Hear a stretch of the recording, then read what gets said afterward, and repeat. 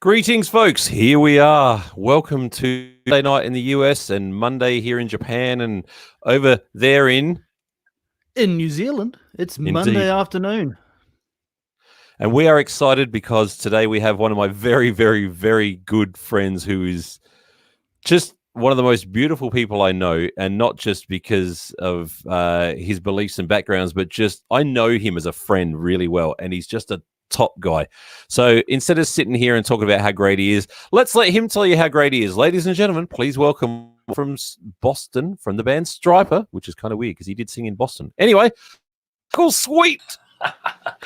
I thought that's what I thought you meant. Hey guys, when you said from Boston, I kind of assumed you were referring to the band Boston. But yeah, I'm outside of Boston, Massachusetts as well, in Plymouth, Mass. Nice. True. How are you guys? So, we're Good, great. Man. How about yourself? I'm unshaven, as you can see, and I'm in my sitting cave. in the dark.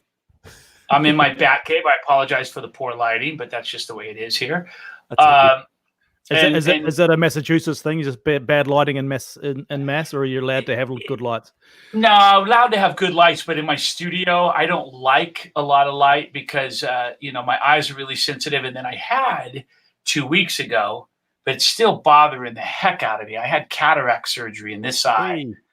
And man, I woke up this morning and it was just driving me insane. So the lights aren't too bright in here for multiple purposes. So there you go. That's actually not the true story behind that, Dave. He's lying. It's because he spent so much money on all those guitars and amps behind him, he couldn't even afford another light bulb. Well, I mean, that's the rock and roll lifestyle, isn't it? I'm looking, brother. I'm looking at all the guitars, and I don't think I spent any money on any of those guitars, to be honest. Well, of course, because you're an endorsed artist. It makes perfect sense. Well, Washburn made a bit of money out of you playing their guitars, and so did all the other people you've worked with over the years. Well, Indeed. You know what, man? I signed a deal with Washburn not for that purpose, to make money, but that was the icing on the cake. But I thought they made great guitars. They made me a guitar, and I loved it, and we went from there. And I'm still with Washburn in the sense that they just released a new guitar, but I'm no longer under agreement with Washburn. I know, because you told me about it. Yeah, and I'm looking at some other guitars. I have a couple of Sully guitars over here, and they're really great, man. John Sullivan. Oh, you got the Sully guitars? Yeah, I got two sitting right over here. Nice. Shout out to Sully. Good job, Sully. You want to see one? Hey, sure, by all means, bring it on. Absolutely. Let me grab one. So, ladies and gentlemen, I'd like to welcome you all to the show. Thank you very much for being here. We've already got 208 people watching, which is cool. Oh, look at that. Oh, yeah, beautiful. Look at this thing, nice. Man. The color's wrong. Look at that. Yeah, it's not black and yellow, Michael. What's going on? Yeah, but you know what? I like the look of that, man. It's like not everything has to be black and yellow. But he sent me this just to check it out, and this guitar is amazing. I mean, incredible. Nice. Very nice. Yeah, I have to be careful what I say now he's off camera because he's wearing earbuds. He can hear me wherever he goes. I can hear everything you're saying and doing, man. I can't say what he thinks about him anymore. He's like Santa. Well, look, we've only got you for 1 hour today because I know that you said that you've got a conference call after this. You're a busy, busy man. So thank you very much for giving your time to us and to your fans out there who I'm sure are very, very happy to hear from you. First question, let's do the topical thing about what's going on. I mean, it's a very much more serious thing than topical, but you know what? Let's talk about the situation and move on and get into happy, joyful things. Because honestly, folks out there watching, that's the reason for this show. I have a lot of famous friends in bands that I've worked with, like I've worked with Michael a bunch of times, and we'll get to that. And I am a videographer, and obviously I've got a setup here, and I've got cameras, and I've got all sorts of stuff going on, and lots of gear. I'm even holding a guitar because I'm a guitar player too. And I just wanted to give something back positive. And Michael was really cool to come on the show and help to raise the positivity level. So hence live streams with famous friends, which is the name of the show. Here's a famous friend to tell you how he's handling the situation. What's going on in your world, Michael? Oh, hey, man. Well, thanks for having me, guys, and thinking of me. It's such an honor to be here. And I'll tell you what, I'm trying really incredibly hard. I shouldn't even say hard, because it doesn't come hard to me to be positive, but I'm really doing my best to stay positive. We watch the news, and it's real easy to fall into that negative place and start thinking the worst. Yeah. It's like, oh my gosh, is this the end of the world? I'm seeing all kinds of comments online, and people really concerned, people really worried about the situation in the future, obviously, and rightfully so, right? Because our world, as we know it, has changed.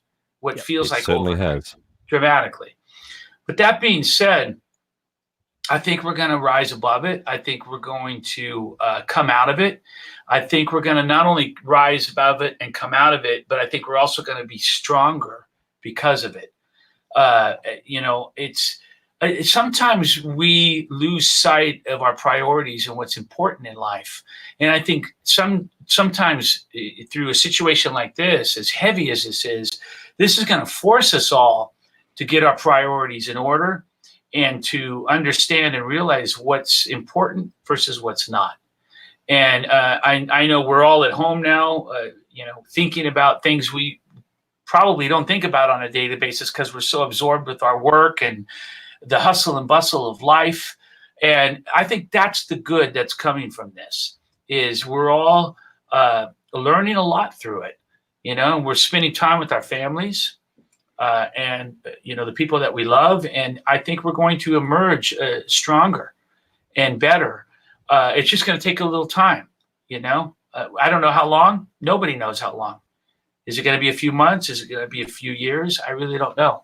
But man, I think the key is staying positive, smiling through it, and just trying to be a light in the dark, because we're in the dark right now, and shine that light brightly in the dark and try to pass that on to other people who don't have a light on, other people that are really in despair and very discouraged through this. I agree. Absolutely. It's certainly not an easy time. That's no question of that. Yeah, definitely not. I mean, this is where we can show that compassion to others, and it really sort of, let's make humanity great again. Sorry, absolutely. Donald. Yeah, because that's who needs to be great again, is humanity as a whole. Don't be sorry to Donald. I'm more sorry that I stole his quote.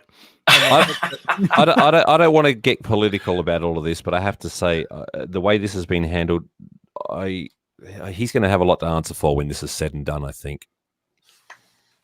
Well, look, here's the deal. Here's the thing. I know this much. I wouldn't want to be leading any country right now. No, that's very true. Absolutely. And very well said, Michael. And I'm not going to pretend that I could. I can't even imagine the pressure on anybody leading a country or a state or a city under these circumstances. So, I'm going to just hope and pray that our leaders get it right, and we can just keep thinking of them and praying for them and hoping for the best, and that they make the wise, right decisions for everyone involved. Absolutely. Very good point. Very, very good point. All right. Well, let's move on from the topical of what's going on, because it is a very hard thing, and we're here for some joy and some happiness. So let's get into a bit of a chat about 10. And just before we do that, for you Stryper fans out there and Michael Sweet fans out there, which is why you're watching the show, we have an exclusive video that we're going to play today. And, is it exclusive? Oh, yeah. Well, I've never shared it. Have you? No. I've never seen it, so that makes it very exclusive. That's true, because Dave's one of my dearest friends.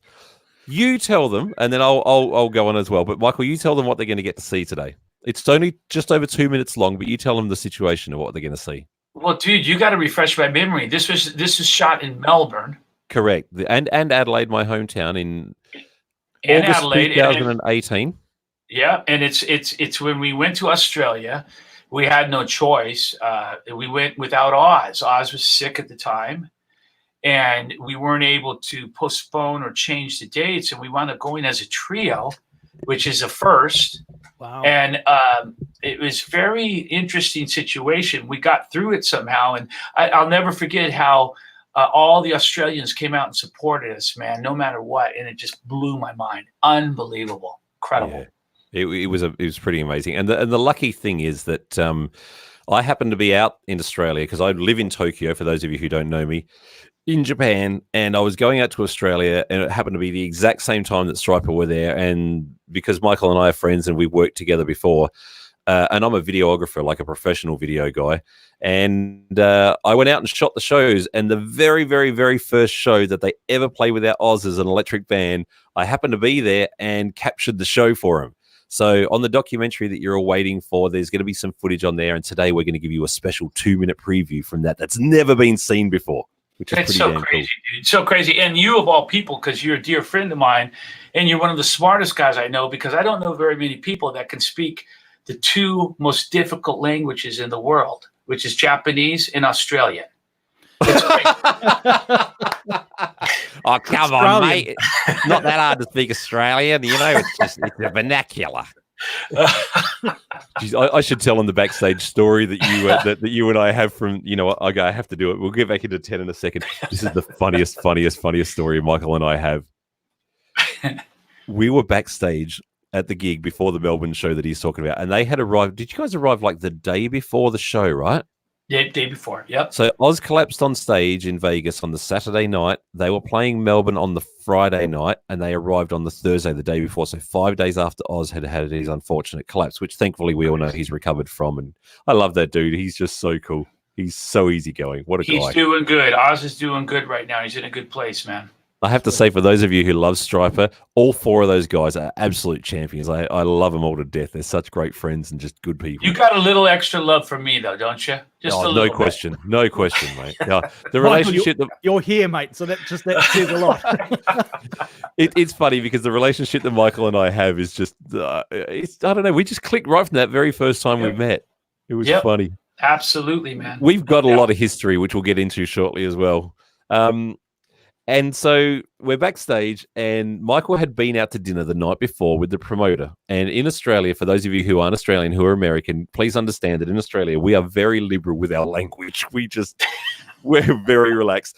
Michael comes up to me backstage and he goes, "Hey, Jason, I got a question for you. We were at dinner with the promoter last night. And actually, you know what? I'm going to turn on this other camera so I can be Michael. Hang on. This is going to be funny. Okay. Yeah, hang on. Here we go. And he goes, "We were out to dinner last night with the promoter, Jason, and he had this book of Australian swearing and stuff. Is it true that in Australia you guys always say the C-bomb?" But he said it so quietly that even God wouldn't have been able to hear him.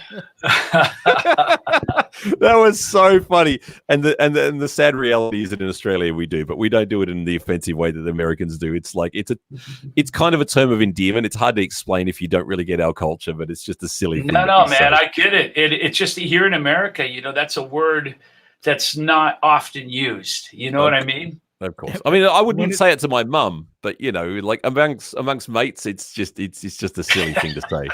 Yeah, so, I get it. I get it. I understand.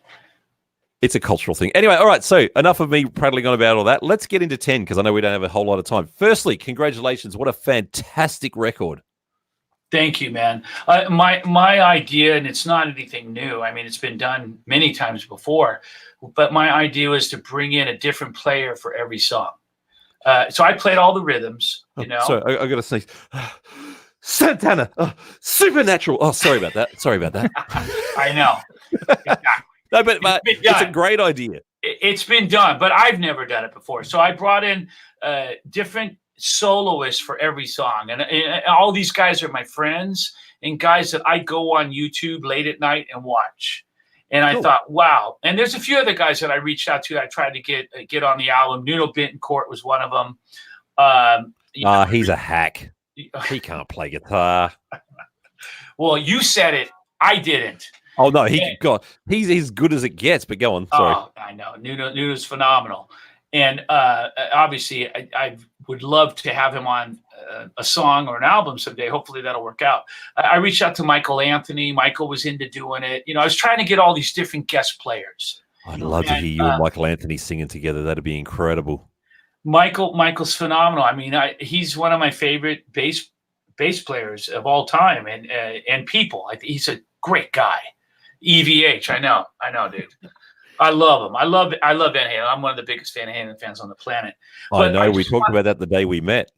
I wanted to bring all these different players in on this album, and I was a little apprehensive and nervous about it, but it worked out. And when you listen to the album, everything worked in terms of each individual player and each individual solo. It fits the song beautifully. So they knocked it out of the park.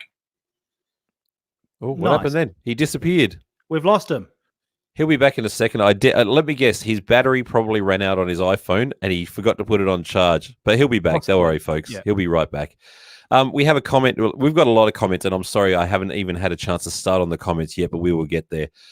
This is from Andrew Lyons, an old band member of mine who runs a very, very, very impressive education program in Australia called The Right Journey.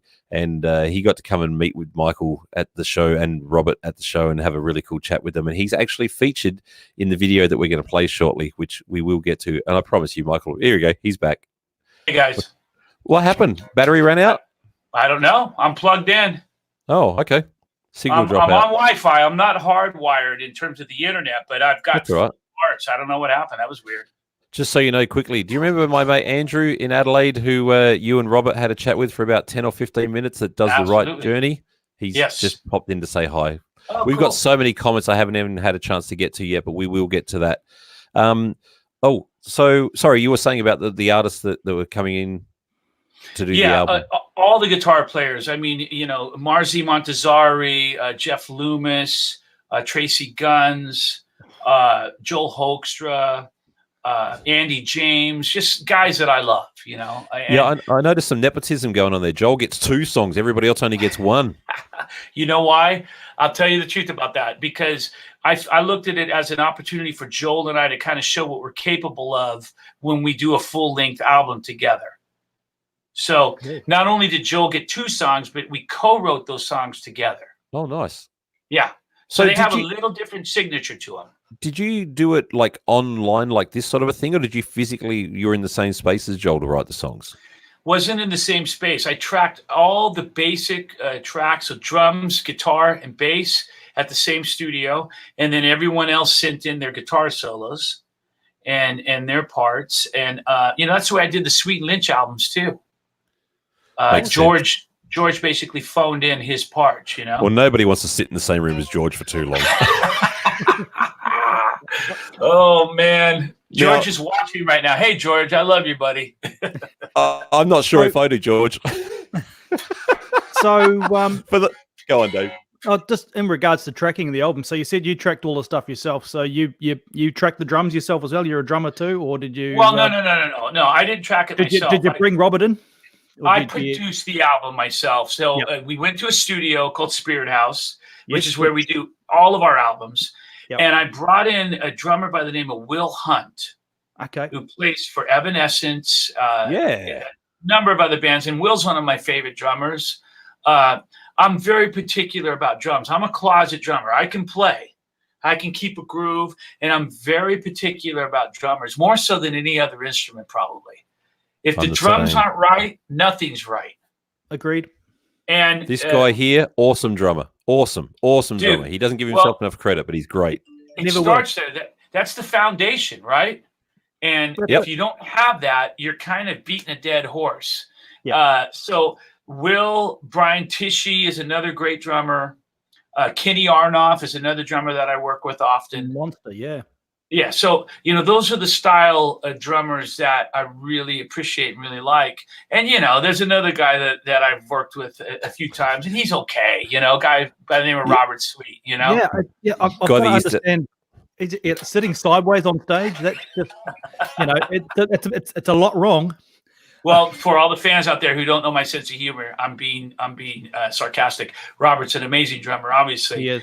And one of my favorite drummers, and just so happens to be my brother, and I love him dearly. But he started turning sideways back in the club days when we were playing Guitarist back in 1980, 81 and 82. So I don't know if he did it first, or if Kelly Kagi did it first of Night Ranger, or there's a few other drummers that have done it as well.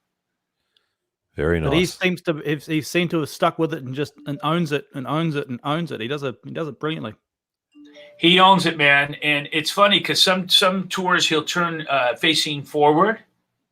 Okay. And I always say to him, Rob, what's the deal, man? Why aren't you facing sideways? And he said, I just didn't feel like it. And then I noticed, like, maybe Rob, for that winter, ate a few extra sandwiches, and he just didn't want people to... I love your sense of humor. That's why I sit front on. Way too many sandwiches. That's funny. Hey, I just want to quickly do a look out here to a personal friend of mine who you've actually been following on Instagram. You may remember that 24-year-old guitar player in Scotland named Cameron Brown. You've been following him. He's just released his first single for his solo guitar playing called Aurora. If you check out Spotify and if you check out Apple Music, iTunes, it's everywhere. DistroKids put it out everywhere for him. He's a phenomenal guitar player, and he's actually watching in Scotland right now, where I believe it is like about 1:21 in the morning. Oh wow! Well, let me give him my best lick. Okay, go for it. You ready? Oh. Okay, there we go, man. You're amazing, Michael Sweet. Can I get some guitar lessons from you, please? I'll give you mine. Oh, I'm not even turned on. See, that's how good I. Hang on here.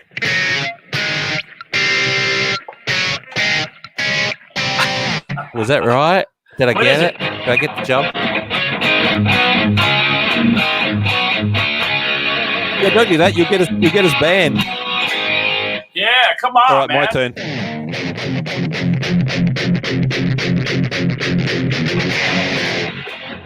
Yeah. I like that. Who is that?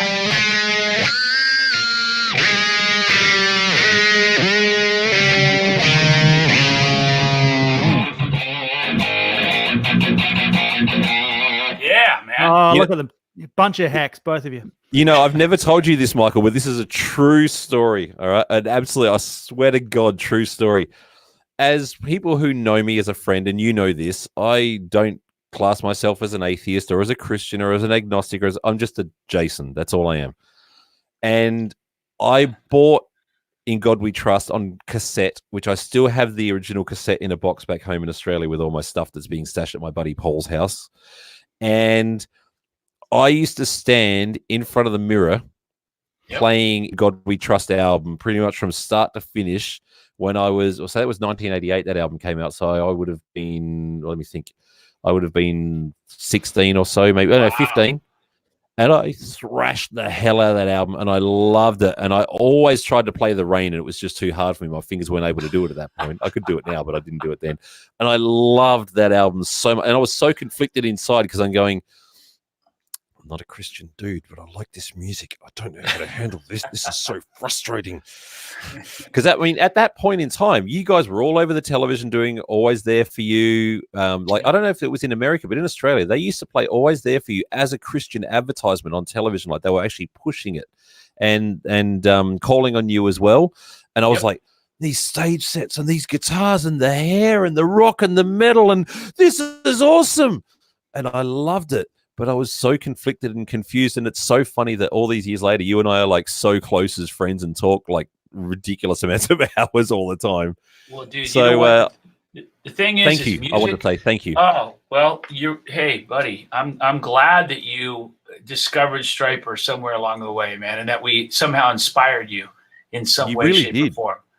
Even if it was just musically. And I mean, the thing is about us, everybody knows our faith. Everybody knows that we're believers, and we have a deep faith in God, and we really do our best to exemplify that in our lives and in our lyrics, in our message.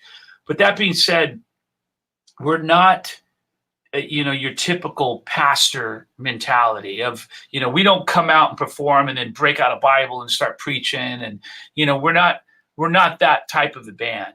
A lot of Christian bands are that way, and God bless them. That's great. But, we just do things a little differently because we're a rock band that became Christians versus Christians that became a rock band, Yep. So it's different. It's a different mentality within our band. And we want to put on a rock show. And when you come see Stryper, you're coming to a rock show. You're not gonna. No doubt. Yeah, it's a full-blown rock show, loud and proud, and it's going to bang you over the head, man. But at the same time, lyrically speaking, you're going to get something positive versus something negative. And I think that's what I loved about the band was, especially like Against the Law, as you know, was from back in the day. That was my favorite Stryper record.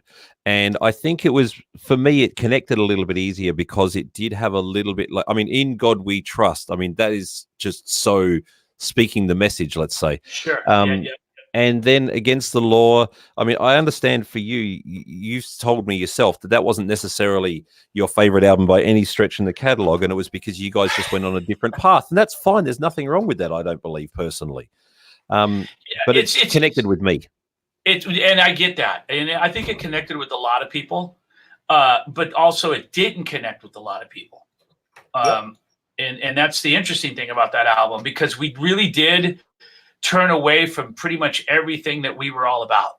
Yellow and Black, the message, the sound, our sound changed, everything changed. So we became a different band on that album.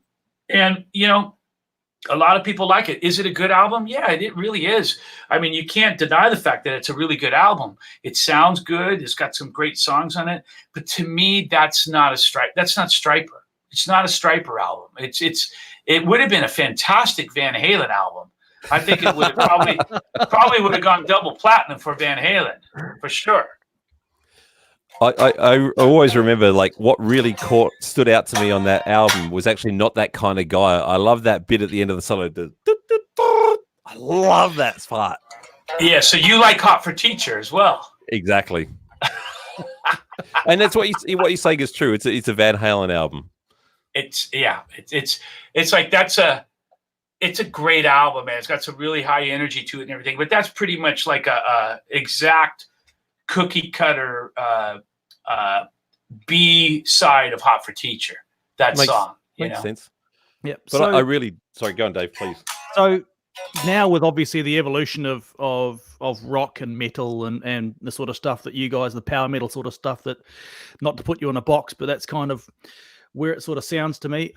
How's your writing changed? How's the band, is Stryper, changed over, obviously, that the perms have got smaller and not so big? I can say this because my hat is hiding very little here. I almost wore a hat today. I actually have a hat right here, but I decided to keep it off. But yeah, man, the style of writing hasn't really changed. And I think that's the beauty of it. When you're a band, if you go back in time and you think of any band that has had some success, there's a particular style that they have of writing, guitar tone, and just the production, the way they sound. Stryper has that. Love it or hate it, like it or not, we have our own thing. And again, not to keep on about Against the Law, we lost that with Against the Law. We kind of became every other band with that album. And again, it's a great album. It's got some great parts and performances on it, but it's not classic Stryper. There's a song on that album that is very close to Stryper, classic Stryper. That's the song All for One. That's like something that you would hear on an album right now from Stryper. Yeah. And there's a very distinct vocal sound, guitar sound, harmonies, and the things that we do that make us Stryper are really incorporated into that song in particular. But I wish there was more of that on that album. But you find that now in a lot of our newer albums, we've kind of gone back to our roots and back to the past. And I've gone back and revisited the past and tried to reincorporate a lot of what we did in the past on our newer albums without recycling, but just keeping, giving the fans what they want to hear, what they expect to hear. It's important. Yeah, it is. Absolutely. Fan service is a very important thing to do, and not in a, let's say, gratuitous manner. To actually do it because you know what your fans want, I think is a huge thing. And I do, look, musicians, and this is something that some fans don't understand, musicians need to evolve. That's just the way they are. You can't stay the same forever. So here's a quick little bit of history for you folks out there watching. Here is the very first time Michael and I actually met. And this is at the NAMM show in 2017. and have a quick check of this. Can you guys hear it or not? The No, level's mate, too no. quiet. I can't. Sorry, give me 1 second. I thought it was plugged in. He's just going to click some buttons. Technical issue. All right, let's go back first, and you guys just talk for a second. I'll sort this out. Sorry about that. Right. Technical glitches. We'll get it fixed. So, okay, while Jason's doing the technical hitch and me being relatively new to Stryper, as Quite a in while. very new, Got it. Go on. Robert obviously was involved with the artistic direction of the band, the black and yellow kind of stripes Yes. and stuff. Why Very the black much and so. yellow? Well, I mean, Robert was always drawn to the out in California, and I'm sure probably all over the world, not just California, but at that particular time in California, a lot of hazard signs were black and yellow. Yep. And for whatever reason, Robert took a liking to the whole black and yellow thing, and it started to incorporate that in what the meaning was behind the band. You know, like we're coming, hazard, warning, Stryper's coming, the yellow and black attack. You know, Yeah. and he started applying that to the band, and he painted his drum set yellow and black, and then eventually guitar yellow and black, and then eventually yeah. cables, mic stands, and we started wearing black and yellow, dyeing, painting, clothing, making our own clothing, and everything became yellow and black eventually. That's cool though. That's again, it's a signature look that goes with your signature sound. It's really, really cool when you know that you're seeing Stryper when you see the yellow and black pumping out there. You go, yep, Certainly do. without a doubt, It you is. cannot do that. I'm ready It now. is. It's very cool. And, you know, it's interesting because it's one of those things where, you know, it's a love-hate relationship for me because I love it, you know, and a lot of times people recognize us by the colors, but at the same time, people recognize us only by the colors sometimes. Like I'll run into people, and I've told this story before, and they'll say, "Hey, are you in a band?" "Yes, I am." "What band?" "Stryper." Never heard of you." "Give me a song." "What song?" "Calling on You." "Honestly, no, never heard of it." "Yellow and Black." "Oh yeah, the Yellow and Black, I remember." And that's what they remember us by. They don't remember a song or an album, but they remember the color. So it's a good thing and a bad It's thing. a good thing because at least they remember you. Exactly. It's true. It's That's all exactly how you right. look All at right. it. Yeah. I've got this sorted out now. Sorry about that. I had a bit of a technical glitch in the sense of, you ready how dumbass I am? I just forgot. I had muted the volume on YouTube, and now I've unmuted the volume on YouTube. So here we go. Here is how Michael and I first met. People doing this job, and I'm getting to meet a dude who I've been wanting to meet for quite a while because I actually respect this guy a lot. Michael Sweet from Stryper. This is deja vu, man. Isn't it just? Lisa seems to be pretty pumped about the work that I do. Oh, I'm dude, so absolutely. And I want to take you up on your offer to come and shoot Stryper too. Thank you. That'd be amazing. Thank you. Amazing. I really appreciate that. Thank you for saying it. And All you right, said it brother. on camera. Nice. Yeah, just killer. Thank you. Unbelievable. Thank you, Michael. That really means a lot to How me. do you do this with two cameras? Oh, mate, you should see what I'm on the That's octopus. crazy. Damn, I'm going to have to do that again because the audio wasn't recording. Did I hit something? That's why it's so noisy there. This is deja Hey, vu, man. there's a Isn't it just? Yep. The thing is Exactly. that I'm very blunt about this. I'm not Anyway, so the whole point of doing that was that we met at the NAMM show in 2017. And we just clicked. And like 2 days before, 3 days, I think, before I'd met Michael, I actually got to go to 5150 and hang out with Eddie for an afternoon. And Michael's such a big Van Halen fan, as most of you know. And it was odd for them. Somehow or another, I think we were meeting up because I had a pick that I picked up off of the bench at Eddie's house from Eddie's workbench, and I gave it to Michael as a present. Yep. And so I ended up I in still have Michael, and of course. Dude, You it's don't so give awesome. something like that away, do you? So awesome. It's all good, So mate. It's a cool. pleasure. So I ended up in his hotel room with him and Lisa just having a chat, and we were just chatting for like an hour, and we just clicked and got along. And he actually says in that video, as you just heard, that he wanted to get me out.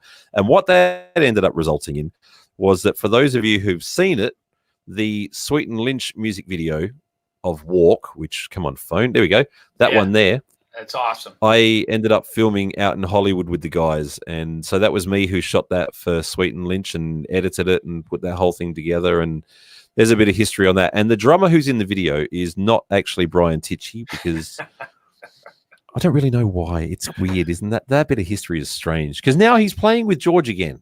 Yeah, Brian's playing with Lynch Mob again, from what I hear, and you know, he just decided Brian had made up his mind that, you know, he needed to be paid for the video, and the thing is there was no money, no budget for anyone to be paid for the video, so we wound up bringing in a different drummer. It's weird, you know. And the drummer that we got, for people who know of him and his band in Australia, a band called the Super Jesus, which is kind of funny. But that's his band. They've been around for ages. And actually, I think he joined the Super Jesus after having done that video, which wasn't intended. It was just an ironic coincidence. But he did a great job, man. He did an awesome job. He knew the song better than George did. That's the truth. There's some insider gossip for you, and this isn't giving George a hard time. It's just the truth. I said to George, dude, man, I want you to play it note for note. He's like, I can't. I'm like, why? He goes, I've recorded 70 songs in the last 5 months. I can't remember all the parts. I was like, okay, so when you watch the video and you see George doing this in the video and he's kind of not facing the camera, that's why. In all fairness to George, man, I got to say, as we're getting older, it's harder. When you come off an album and you go and shoot a video, it's difficult sometimes to nail every part that you played. That makes sense. In our ripe old age. So I gotta, you know, give George a little slack. A little slack, not too much. Not too much, but a little bit. You don't want to give George too much of anything. He'll run with it. So, you know, that actually leads on to a question I've got then. Is like, how do you keep your voice in such good shape? Woo! I don't know, man. I try to sing as often as I can, and just like a muscle, like you go to the gym and you work out. No, you know, you can keep your muscles if you stop going, they're gonna shrink.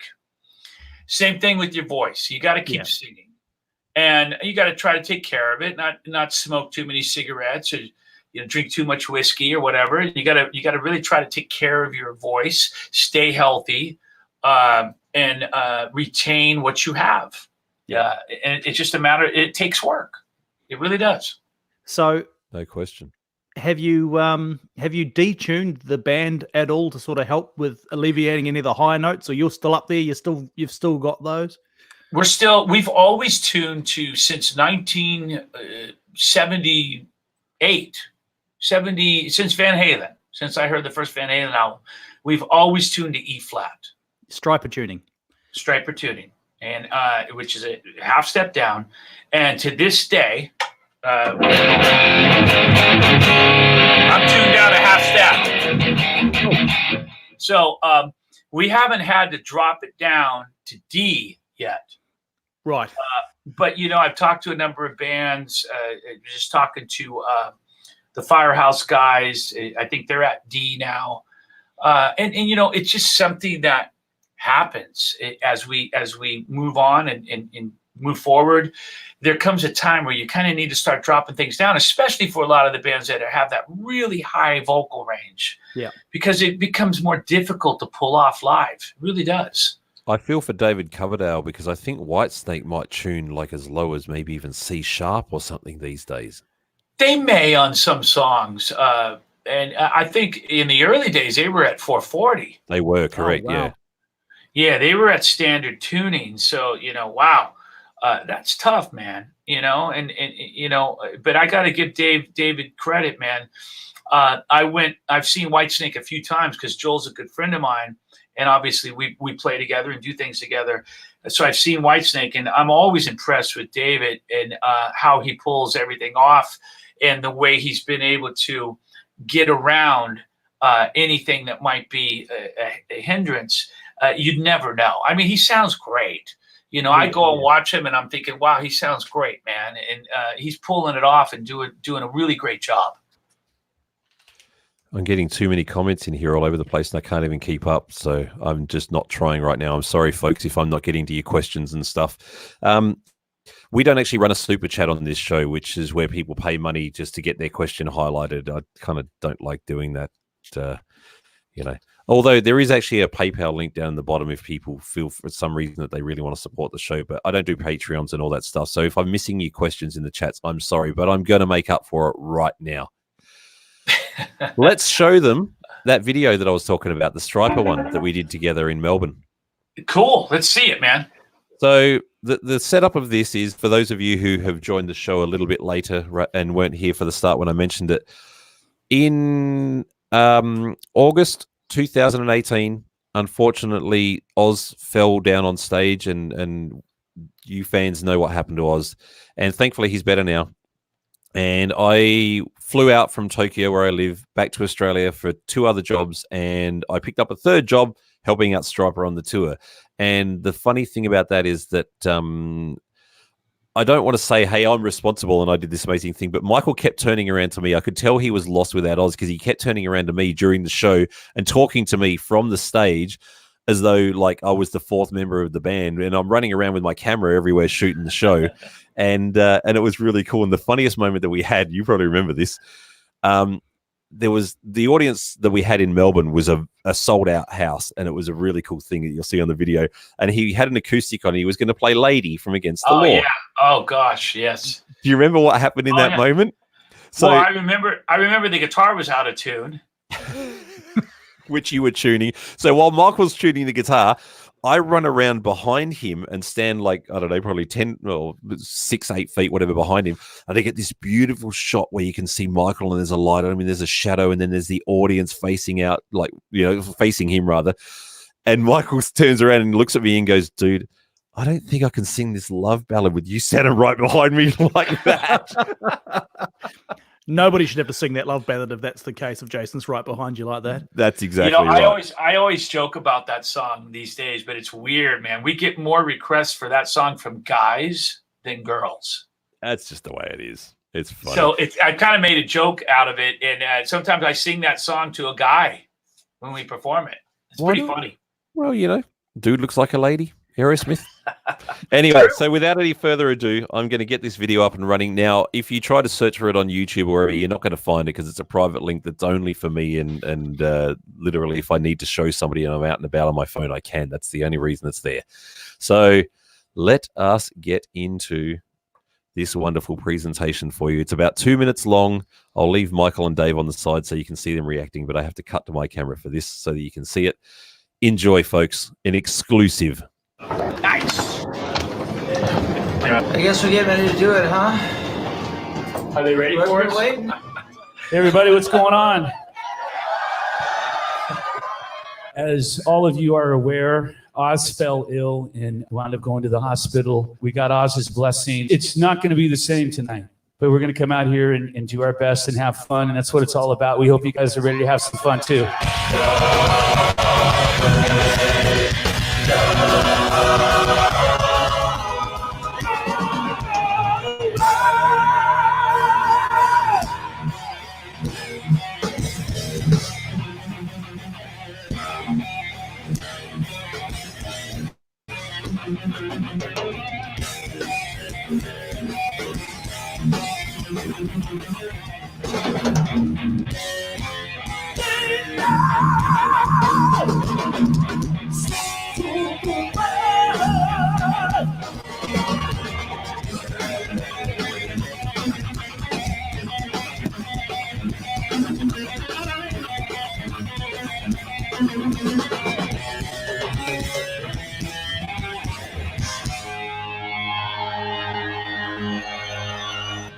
So guys, look at, hey, we're gonna video something. We just want you guys to say, hello, Oz, we love you, all right? Jason's gonna video that right now. All right, guys, are you ready? You're gonna say, hello, Oz, we love you, okay? You ready? 3, 2, 1.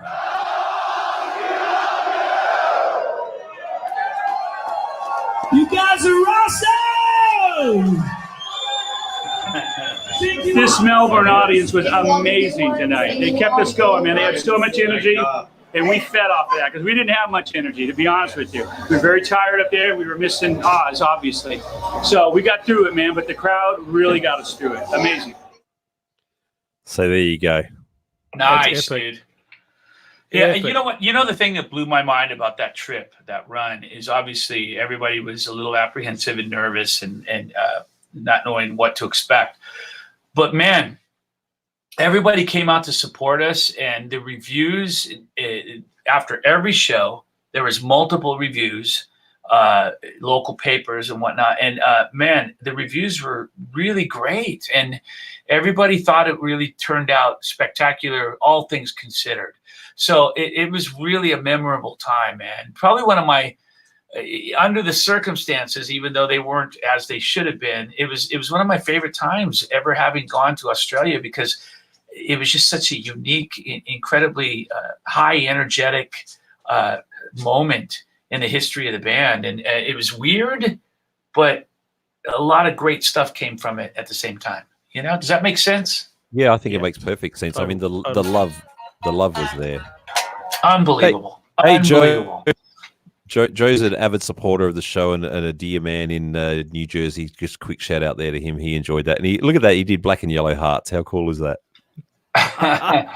Yeah, man. I want everybody to know that, you know, something that I've been doing is praying for the state of our world, and just hoping that people can keep the faith and stay positive and just trust and believe and know that we're going to get through this, man. So in New Jersey in particular, that's becoming a hot spot. And, you know, I'm praying for those people, man, that they can, you know, get through this, and that obviously the number of deaths stay at a low versus a high. It's just, oh my gosh, man. It's so heartbreaking to see the numbers on television every day. Unbelievable. Yeah, things are unfortunately too real, and a lot of places didn't take it seriously enough in the beginning, and I really am hurting to say it's to their detriment. It's a real shame. I mean, and we're in a weird situation with that here in Japan, because Japan started out leading the charge, something fierce. Like, we closed all the schools here on the 1st of March. Right. We have a Disneyland and a Disney Sea here, and a Universal Studio down in Osaka. They all closed on the 1st of March, and they shut all the theme parks and stuff. But people got complacent and bored, and we have the Sakura season, which those of you who don't know, it's cherry blossoms, and they come out for like 2 weeks a year, and it's a huge thing. Drinking parties and just hanging out. People just go and sit under the cherry blossom trees. It's a massive cultural thing here, and unfortunately, even after the governor of Tokyo getting on the TV on Wednesday saying, please don't go out this weekend, we need to contain this thing, people went out in droves. And I read a quote from a guy. I read a quote from a guy who was like 60 something, who said, I had to come out. I just wouldn't feel right if I didn't come out for the Sakura season. Wow. Let me ask you this. How are the numbers there? How's everything going there? So far, Japan's been one of the lowest countries in the world. Yeah. So we got 127 million people in Japan. You know, that's a lot of people. Well, and you know what's interesting about Japan? Something that I've noticed when we go there. A lot of people, it's a routine thing for a lot of people to wear masks, and they seem to really take their health. They're very conscious of their health and not spreading germs and whatnot. So maybe that's why, you know? Yeah. Well, my wife discovered an article in, I can't remember, some news outlet here in Japan, stating that they have figured out. No, they've not figured out. There's an Australian research facility, something or other, that discovered there's a correlation between, we have a vaccine that's made here in Japan for like just your flu shot. That's a different inoculation than what they have in other countries, because it's made here in Japan.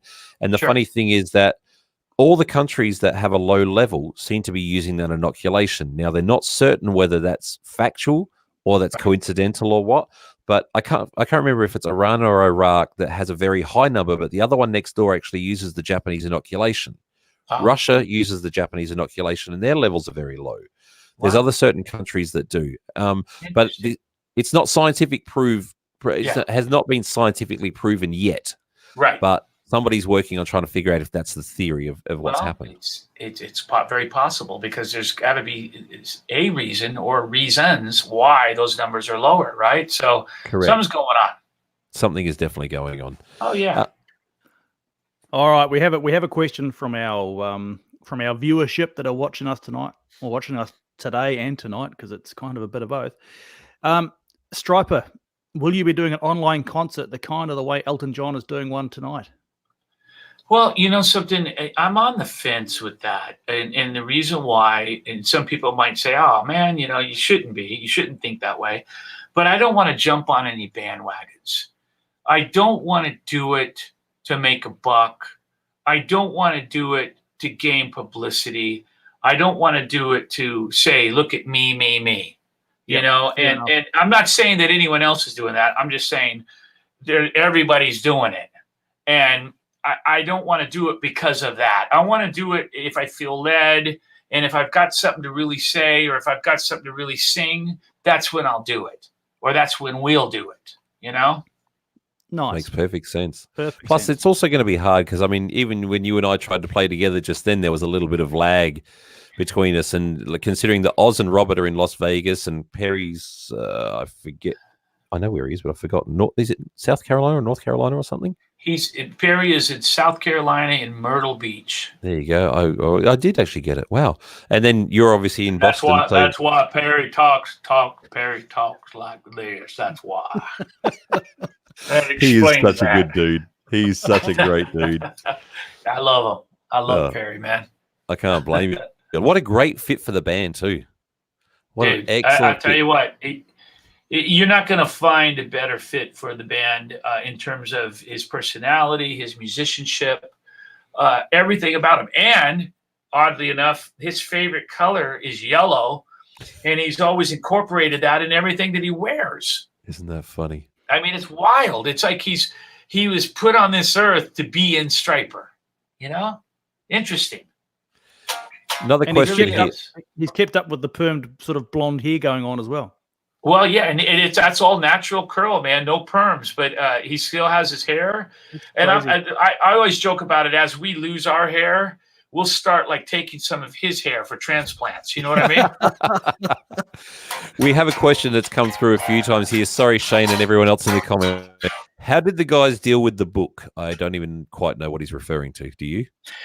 Well, I wrote a book called Honestly, and I was very honest and just kind of poured I poured my heart out in that book. And I always said, if I write a book, I'm going to be brutally honest. And I had to talk about situations and stories that involve the guys. And, you know, it might not have, shined too bright of a light on this situation and in telling the story. I did not tell those stories to be disrespectful at all, but just that's the only way to tell them is you got to say it for how it is and what happened. And, I think some people have been concerned about, did I offend the guys? Did I hurt the guys? Did I upset the guys? I don't know. I've never really sat down and talked to them one-on-one and said, hey, Robert, were you offended by the book? I don't know. Never really talked about it. But, I mean, I don't really understand as well. I mean, I get a lot of people telling me they've read the book and they don't really see any of that. They thought it was very uplifting and very positive and encouraging. So, I don't know, man. I really did my best to be an inspiration in the writing process and not go to that dark side and, just kind of throwing people under the bus and trying to be negative like a lot of books are. I really tried hard not to do that. Well, because of what you've said there, you've led me on to a topic that I wanted to actually talk about on the show anyway, because I think a lot of people require healing. And I mean, I genuinely believe in healing. As I've stated already, I don't have the Christian faith, which here's a little anecdote on the side, a joke that I heard once upon a time, which I love, and it defines all of this. And I'll get back to my thing. A Christian, a Catholic, a Muslim, a Jew, and an atheist walk into a bar, and they all got along great because none of them were assholes. Love that one. Love it. So, to that end, and I think that sets up what I want to say. To that end, I genuinely believe in healing, and I feel that through shared experiences, Christians do as a shared experience through Christ. Those of us who aren't do it through a shared experience of just interaction with folks and what have you. For those people out there who have lost someone to this COVID incident, or unfortunately are going to, or who've lost to cancer like you've obviously done, and we've lost through accidents and what have you, and so on and so forth. God, I should have been a psychologist. I think the most important thing to do is to allow yourself to heal. Now, when you lost your wife to cancer, which was a horrible thing, you copped so much flack for having met Lisa a month later. And here we are. It's been like 10 years now since you met her, roughly? Yeah, I mean, since we've been married. We And married in 2010, and here we are, 2020. We married, so this past January is 10 years. And, you know, Lisa is an angel that was sent to me sooner than later. And that's what I needed, you know, and everybody's different. And we're so quick to judge each other and other people about anything and everything, what the food that they like, the clothes that they wear, you know, the faith that they have or don't have. We're so quick to judge, and it's really a sad state, because it's, if we stop and look, step outside ourselves and look at the situation, we'll realize that that's not really any way to be. It's not a good thing to be so judgmental. And, you know, we're all different. We're all built differently. We're all going to handle things differently. And it's just not a good thing to fall into that position of judging. Sadly, though, a lot of people do. I'm guilty of it myself. I mean, and I got a lot of heat when I met Lisa and I started moving forward. And I had conversations with Kyle about this when she was still here. Conversations that nobody else knows about. You know, or it's not their right to know about. Nobody knows my heart or my life or the you know, private conversations that we had. Nobody. That's it. And I felt comfortable 1,000,000% moving on, and moving on as quickly as I did. And you know what? That's my business. Yeah, that's how you heal. And my kids, mine and my kids' business only. Yeah. No one else's business at all. And the funny thing is, all those naysayers and people who kicked you in the guts and all that during that time, here we are 10 years later, you and Lisa are still happily married. I'm friends with your wife, and she's a beautiful soul. Yep. Like, and I can guarantee you that Kyle is in heaven looking down, applauding and smiling, because she would want nothing but the best for me and nothing but the best for my kids. And Lisa is an incredible mom to my kids. You know, when they're hurting, when they're going through tough situations, she's there for them. And she's so brilliant when it comes to that, you know? And I'm telling you right now, man, it's like we wouldn't be where we are today without Lisa at all. I believe that.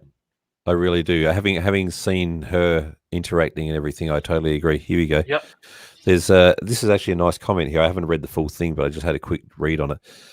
So, no shame in that. My parents had an agreement that if either died before the other, they would carry on. My mum died on August 12th, 2001, and on June 1st, 2002, my dad remarried and had my blessing. That's good job, Tim. I'm sorry for your loss of your mum. Yeah, absolutely. So sorry for the loss of your mom. And, you know, that's someone that really has it together in terms of the way they think, because, you know, your wife, your mom, your husband, your father, whoever it is that you lose, they want the best for you.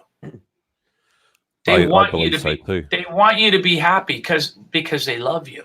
Did you know about this? Sorry. What's that? The comment that I've just brought up on the screen now. Michael's experience with his wife has inspired an organization in Mexico to support men with their wives with cancer. KCSM, Killing Cancer, Supporting Man. How cool is that? That, like, your story inspired, and for all the flack that you caught from some people, that inspired an organization to pop up in Mexico. Did you know about that? Absolutely, man. And the gentleman that started that organization was a photographer and took many photos of us in Mexico when we were there just recently. And he lost his wife to cancer as well. And you know what, man? I tell you what, look, it just comes down to, you're never going to please everybody. You're always going to have people that aren't going to support what you do or how you do it. And that's just life. But you got to keep moving forward. You got to keep moving on because, you know, I'm still here for whatever reason. I'm still here on this earth living. And there's a lot to be done and a lot to do and a lot to accomplish. And I don't want to just draw the shades, as I've said, and turn out the lights and give up. And I know Kyle wouldn't want that for me as well. Well, speaking of accomplishment, you've released now with 10, I believe, more solo albums than Stryper albums. Is that right? Not more, but I'm close behind. I think Stryper, this new album coming out, is going to be our, I want to say, 12th or 13th studio album. Okay, I must have missed a couple in my count. I don't know. Maybe I found Let's see real quick. We got Yellow and Black Attack. We've got Yellow and Black Attack 2 with 2 extra songs, if you want to count that. We've got Soldiers in a Command. Let's not count that because I don't call that technically a studio album or live albums. Okay, so Yellow and Black Attack, Soldiers in a Command, To Hell with the Devil, In God We Trust, Against the Law. Okay, now you're not going to count Can't Stop the Rock, which is a compilation with 2 new songs, right? No. Okay, so let's fast forward. Original studio albums we're talking here. So there's 5. Then let's fast forward to Reborn, 6. Murder by Pride, 7. No More Hell to Pay, 8. Fallen, 9. And Goddamn Evil, which 10. And then this new album. But it's not out yet. It's not out yet. So we've got an equal match. Well, if you look at it that way, you are correct. You are so OCD. You are correct. Plus the Sweet and Lynch records, you got 2 of them. Plus, how many other original albums? You never recorded, obviously, an album with Boston. I never recorded an album with Boston. I did write songs for Boston. I played them for Tom Scholz. He loved them. But those songs never got recorded. But they had a very signature Boston sound to them. That'd be interesting to hear you writing something that different. Sorry, Dave, bring that back up again because we've got a question. Oh, hey, Caleb Rappaport, Nerd Halen. I'll get back to him in a second. I'll explain that in a minute. So,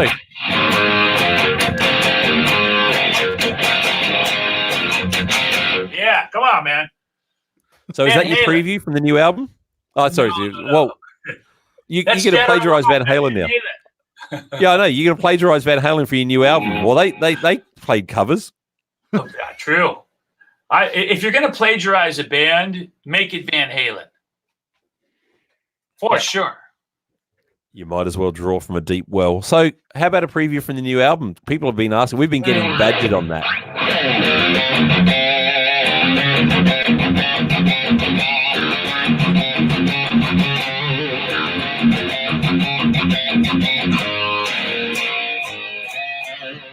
All right. I just realized I could solo you on the screen. I forgot about that. So what's that song called? I don't know. That's an interesting name. I don't know what that song is called, and I'm not going to put myself in a position to have my hands slapped in the next 10 minutes when I get off this interview from anybody. Fair enough. Fair enough. How dare you preview the record without the rest of us? So Caleb Rappaport from this band Nerd Halen, and you're going to love the story about him because Caleb's a good dude. So Caleb, I mean, you know how tall I am, obviously. Caleb's just as tall as I am, but he does Eddie Van Halen in a Van Halen tribute band called Nerd Halen. Oh, man. And they dress up as nerds, and they do the whole Van Halen thing as nerds. Funny enough, go figure, huh? Wow. Yeah, because Eddie's what, like 5'8" or 9", maybe? Well, yeah, actually, I've got a photo of me standing next to Eddie, and I can show you. Hang on. He's quite a bit shorter than your height. What are you, like 6'4", 5", Jason? I'm 6'3". Oh, okay, 6'3". I mean, I must admit, I bent down a little bit in this photo, but there's me and Eddie next to each other at 51.50, and I was definitely not standing up completely straight. You're a good 7 or 8 inches taller. Roughly, yeah. Eddie's not overly tall. I mean, Joel Holmstrom's even taller than I am. Joel's up there, man. Yeah. Joel's so anyway, up there. So Caleb's question. Big fan, Michael. My favorite guitar of all time is the Bumblebee, which I can see you've got one on the wall behind you. Did it really inspire the band's visual? Is the question. You know what? That would be a question for Robert, but I would say probably. I would think so because I remember we were all such huge Van Halen fans. And on Van Halen 1, that yellow and black guitar, not Van Halen 1.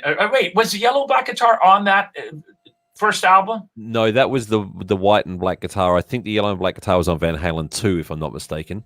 Okay, so once he started showcasing the yellow and black guitar, I think that's about the same time Robert started painting his drums yellow and black, and I think there was some inspiration there for sure.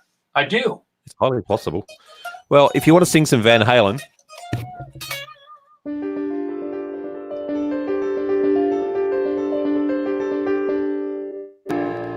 Do you want to sing right now? It's a little bit hard. Dude, I Sammy can't sing Hagar. right now. What a voice Sammy Hagar's got. Wow. Sammy's got a great voice. I love Sammy's voice. My favorite Sammy album with his vocal ability was Montrose. I'm a huge Montrose fan. And I liked Sammy and Van Halen, but I loved him in Montrose. And that's what made me a fan. I'm an old school Van Halen guy. I mean, I'm going to always root for David Lee Roth in Van Halen, but that's just me, you know? For me, I'm a big. I hate that people fight over it, but I love the Sammy era so much because I was 13 in '85 when 5150 was released. So exactly, and that's the thing. I mean, a lot of times with those albums and this singer versus that singer, it's based on memories. Because you were already like 49 when in 1985 when the first when the first Sammy album came out. 49, right? 51 because I'm 74 right now. Now we're getting a lot of comments about your cat, mate. Lots of comments about your cat. It's the internet. You want to? Let me get her. Hold on. Let me see if I can get her if she doesn't run away. The people want to meet her. Okay, I got her. I love how you had to run away right at the last second out of the camera frame then. So what's her name? Her name is Roxy. Hello, Roxy. You did get that right. This kitty gets more kisses from me than any living thing. This is what we call a true stalker of a fan here. Peter 41203 said, "Lol, Roxy," before you'd even said Roxy's name. There's a true stalker. No offense, Peter. I'm just having a laugh, mate. Just having a laugh. I'll tell you a quick story about that kitty. I was out blowing in my yard with a blower, gas blower, and I could hear something meowing. I shut the blower off, and Roxy was meowing. She was in ivy that was outside. I picked her up. I could hold her in one hand. She was just a newborn, and her mom, we had a wild cat that had kittens, and she brought her over to get her away from the raccoons, and I took her in, and that was a big mistake because now we've had her for 16 years, basically 15 years. Wow, that's cool. So there's a lesson for all you fans out there. Don't stand in front of Michael's house while he's blowing the garden because you might end up getting trapped in there for the next 15, 16 years. Exactly. We're going to take you in. We're going to keep you, man, for sure. We shouldn't make that joke, actually. There'll be fans lined up in front of your door tomorrow for miles.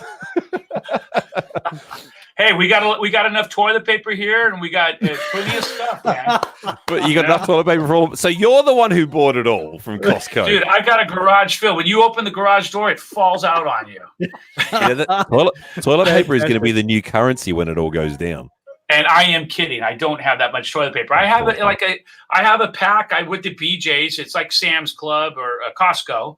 And I bought a regular big thing of toilet paper, and that's what we had. You know, it's like we didn't go out and buy more. It's like I don't understand. It's like we never had a problem running out of toilet paper, and now people are going and buying too much, and now we're out of toilet paper everywhere. It's crazy. I have to say, John is in your guitar tech. John is posting some of the funniest memes that I see at the moment on Facebook here all the time. And there was one I saw. I don't remember if it was him, but somebody wrote the other day. There was like aliens came down from outer space and they found dead bodies everywhere, and they go, "Wow, this is so unfortunate. All these people died on this planet, but they've all got clean bums." I'm going to tell you something. I'm a weird guy. I've always got a clean bum. So I'm one of those guys. I don't have a bidet, but I should. We all have them in Japan. It's normal. You should have bought one of those Japanese toilets home with you.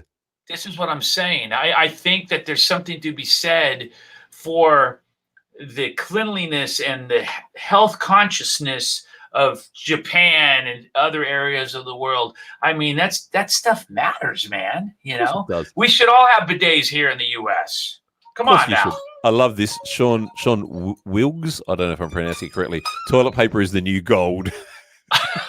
Absolutely. Hey, I just bought this guitar with 5 rolls of toilet paper, man. That's good. That's good. Hey, so talking about your guitars with Washburn, the V260. That you have. V260. Which one? Yep. Which one is that, brother? The FR, the Flying V that you've got, the relatively new one that you've got with. Oh yeah. The shorty V, the one that's rounded. Yeah. Okay, yeah. Your pickup selection, you've got your 2 humbuckers, and you reverse them. Your neck's at the bridge, and your bridge is at the neck. Is that right? Yeah. Well, what I did is that? I'll tell you what happened with that. Quick story. I'm a Seymour. I've always been a Seymour Duncan guy, although lately I've been using Fishman pickups as well. I love the Fishman pickups, man. They're killer. But I've got Seymour Duncans in some guitars. Like this is one of them. This has those the Blackouts originals. Yes. And I wound up putting those in a guitar, Paul Reed Smith, back in 2009, and I started getting feedback. So I had my guitar tech reverse the pickups. Right. Because I noticed that they're similar in output. So these Blackout pickups, the neck pickups aren't a much lower output. They're almost as hot as the bridge. Okay. So he reversed the pickups, and I loved how it sounded. The feedback went away, the high squelch feedback, and they just have a little sweeter sound. Nice. And I like the way the neck sounds in the bridge, and the bridge sounds in the neck. It's not as muddy as a neck pickup. As a traditional neck pickup, yeah. It works fantastic. Hey, cool. That makes perfect sense. Yeah, dude. I've been you can get, that's the neck pickup. It's a real singy.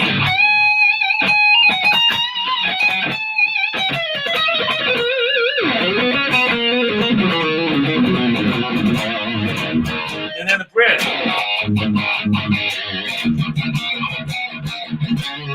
The bridge pickup has a little bit, being the neck pickup, it's got a little bit of a sweeter sound to it as well.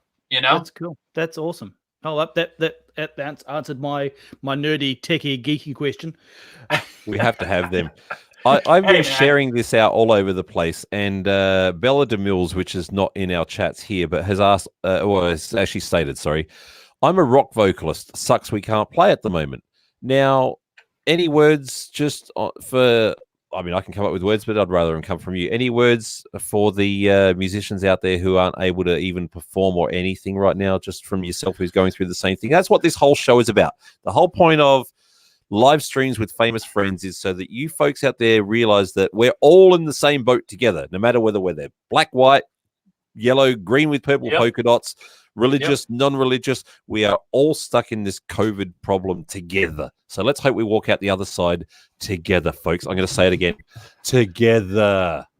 So any inspirational words from you, or just compassionate, whatever, just for musicians out there? Well, I think the key is not dwelling on the situation. In other words, none of us can work like we normally do. I just had to postpone tours, shows, hopefully not the album. Everything as we know it has changed. And not just me, Michael Sweet, you, everybody. Everything has changed for us. And I think we could either dwell on that and let it really keep us in a depression, in a depressed state, or we can somehow rise above it and, find ways to still do things. I mean, if you've got downtime at home for 2 weeks or 2 months, figure out how you're going to pay your bills, obviously. But with that downtime, write songs, work on your chops, do things constructive. So when you emerge from this, you're better off, versus just wasting the day or wasting the time and staying in that depression. Rise above it. Get up, work out. You want to get in shape? Now's a good time to do it, right? I mean, let's start doing some sit-ups together and push-ups together and eating better and working out and working on songs. There's so much we can do now that we are at home. Very well said, Michael. Absolutely. And as Kimberly Tolley's just said, together as one. So true. Together as one, absolutely. And we've got a lot of songs with together in it, and we've got a lot of songs, even more songs with rock in it. I was laughing on a tour recently how many songs we use the word rock. It's funny.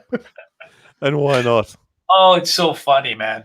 You got to have a laugh. Look, that's the thing I think I love about you the most is that you're always up for a laugh. It's a good thing. Oh, dude, I love to laugh. Even in serious times, I annoy people sometimes because we're trying to have a serious conversation or a conference call or what have you. And I'll start cracking jokes and making people laugh. It's just how I'm built, you know? You and me both. That's Little the way bit it silly. should be. Of course it is. Oh man. Well, look, tomorrow night or tomorrow afternoon, whatever time you started watching this show, same time tomorrow, I have another guest coming up. We originally we had Jordan Rudess from Dream Theater booked in, but unfortunately Jordan's busy doing some recording and getting some things done that have got to be. He's an important, busy guy, so we've got to reschedule Jordan's show. But I have coming up on tomorrow's show, Mr. Alex Skolnick from Testament. Man. Dude, please tell him Michael Sweet says hi and gives him a virtual hug. He's a great dude, man, an incredible player, and I love him. He's such a great guy. He certainly is. He's a very, very intellectual guy too. Oh yeah. He's very smart guy and well-schooled musician and has a big heart. He certainly does, and he's one of the few people out there who has genuinely got two styles perfectly down. Like you hear him play thrash. I mean, he's arguably the greatest thrash metal lead guitar player of all time. But yet you hear him play jazz, and it's beautiful. I know he's such a good jazz musician, an incredible player, man, a fantastic musician, and obviously he's worked hard at that. You know, that's a lot of work, man. A lot of work. He left Testament to go back to school and study jazz. Yeah, exactly. That's what I mean. Yeah. You don't get to that level of musicianship by sitting around on your can. You know, it takes a lot of work and a lot of effort and a lot of time. 100%. Also coming up on the show, we have Drew from Carnival, Drew Goddard from the Australian band Carnival, which is nice. I love that band. We have the amazing voice of rock. I mean, as much as what you are one of, I know every rock singer in history. You talking about Glenn Hughes? Glenn Hughes, my friend, is going to be on our show. Dude, that's awesome. We haven't nailed down the date yet because Glenn's actually recording at the moment himself. Another one being productive during this time. How cool is that? He's joined the Dead Daisies now. Did you know about that? What, man. Glenn is a phenomenon, man. He's one of those guys where he's always been brilliant as a musician, as a singer, and a bass player. I think his singing overshadows his bass playing sometimes, but he's a brilliant bass player. Oh, he's an amazing bass player. Yeah. Yeah, but he's such a great singer, and that's why, obviously. But you know, I don't even know how old he is, but obviously, you know, he's been around for quite a while, and he hasn't lost literally anything that I can tell as a singer. And you know, he still has that tone and that range and that high end to his voice that you lose as you get older as a singer, with the miles on your voice, but he hasn't lost that. So he's really a phenomenon, man. And I love Glenn. I love his personality. I love his spirit, and just everything about him, man. He's such a great guy. So that's awesome. I'll be tuning in for that for sure. Thank you. Well, we've also got Doug Aldrich is going to be on the show. Another very good friend of mine, Phil X, is going to be on the show. Phil X, who's taken over from Richie Sambora and Bon Jovi, and man, that guy can tell a story. He is a funny dude. Yeah, he's a great guy. I don't know Phil. You know, I met him briefly once backstage at a scrap metal show. Seems like a really sweetheart of a guy and a great musician, obviously. And then Doug Aldrich, I know very well. Doug's the man. He's an incredible player and a great guy as well. And you know, I don't know if a lot of people don't know this, but Doug was actually almost in our band. He came out from Philly, and we hit it off. And we hung out together and did a lot of things together in our wild and crazy times when we were younger. And he was almost a member of the band, believe it or not. Is that the first time you've told that story on camera? No, I've mentioned it before, but it was something. What happened was he had a band called Lion, and he wanted to get the guys from Lion from Philly out to LA and reform the band and do other things. But man, I tell you what, we almost wound up working together. It was very close. Wow. That's crazy. That is crazy. Well, another mate who said he wants to be on the show is Arejay Hale from the band Hailstorm. Oh, of course, man. Absolutely. So, I love them. Phenomenal drummer. Amazing. And I've actually emailed their manager, and I'm trying to get both RJ and Lizzie Hale on the show together. That'd be so much fun having the siblings. We should have got Robert or somebody else. But mate, if this thing goes on long enough, maybe we'll get a panel of like 6 of us, of like all 4 Stryper guys plus me and Dave, and we'll do that for another show sometime. How many people can you have on here at the same time? 6 people.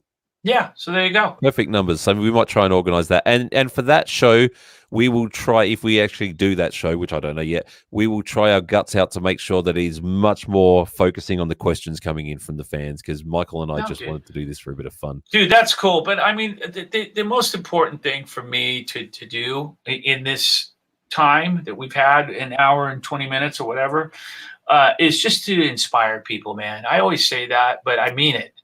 And I know you do. These are dark times. These are tough times. These are times where we're all nervous. We're all scared. We're all fearful. Even if we don't show it, we are. People aren't sleeping right now. They're thinking about their future financially and physically. It's a scary time. But you know what? We're going to get through it. We're going to get through it. If we're smart, and if we stay, true to our health, and we do the right thing when it comes to that, and what we need to do to make this thing go away sooner than later, we're going to get through it. And I really believe, as I said earlier, we're going to emerge stronger. It's going to change our world and our lives and our mentality, but in a good way, in a positive way. I believe so. It's unfortunate. It's unfortunate we had to go through something so horrible to get out the other side. That's the only problem as far as I know, but sometimes it takes that to kind of almost like a reality check / wake up call to kind of shake us and make us think like, okay, wait a minute, whoa. And when we emerge, when we get through it, through the tunnel, and we see the light at the end of the tunnel, and we get through it, and we 5 years from now, 10 years from now, we look back on this, I think it's going to make us better people as a society. I agree completely. I really do. We are getting people asking about Stryper returning to their towns and so on and so forth. I guess it just kind of goes without saying that once this is over, there's going to be an explosion of live performances everywhere. Oh, yeah. Like people are going to have a hard time keeping up with what's going on out there. So I guess it's safe to say that you will return to Arkansas as requested, and pretty much everywhere else. Like no matter where anybody is, you'll do your best to get out there, obviously, right? We'll do our best when it's safe. We'll do our best to get to where we need to get to. And it's going to be interesting, to see how that plays out. I was watching something the other night, and someone brought up a very valid point. And that is, when we get through this and the numbers start to come down and it's safe for everyone to go about their business, it's still going to change and affect so many things in terms of capacity, stadiums, restaurants, concert venues, because there's still going to be some sort of distancing, right? It's not like we're going to emerge in 6 months and then everybody's going to be touching shoulders again. I think that capacities are going to change in restaurants and stadiums and venues and whatnot. And it's going to affect, obviously, across the board. It's going to affect the finances coming in, what people are getting paid, offers that are going out. It's going to be a different world we live in, for sure. Yeah, I think you're right. I really do. I think you're onto something correct there. Agreed. Absolutely. So that's not a bad thing. It's not anything to close the door and turn out the light. Go, no. We're screwed. We're going to be okay, man. We're going to be okay. We're going to get through this. And let's just keep thinking of and praying for all the people out there that are sick right now. And, and hope to God that less people get sick and less people die than what they're forecasting, and the numbers that they're putting up, statistically speaking. It's like, oh my gosh, I pray and hope that doesn't happen. It doesn't go down like that. Yeah, we all do. Yeah.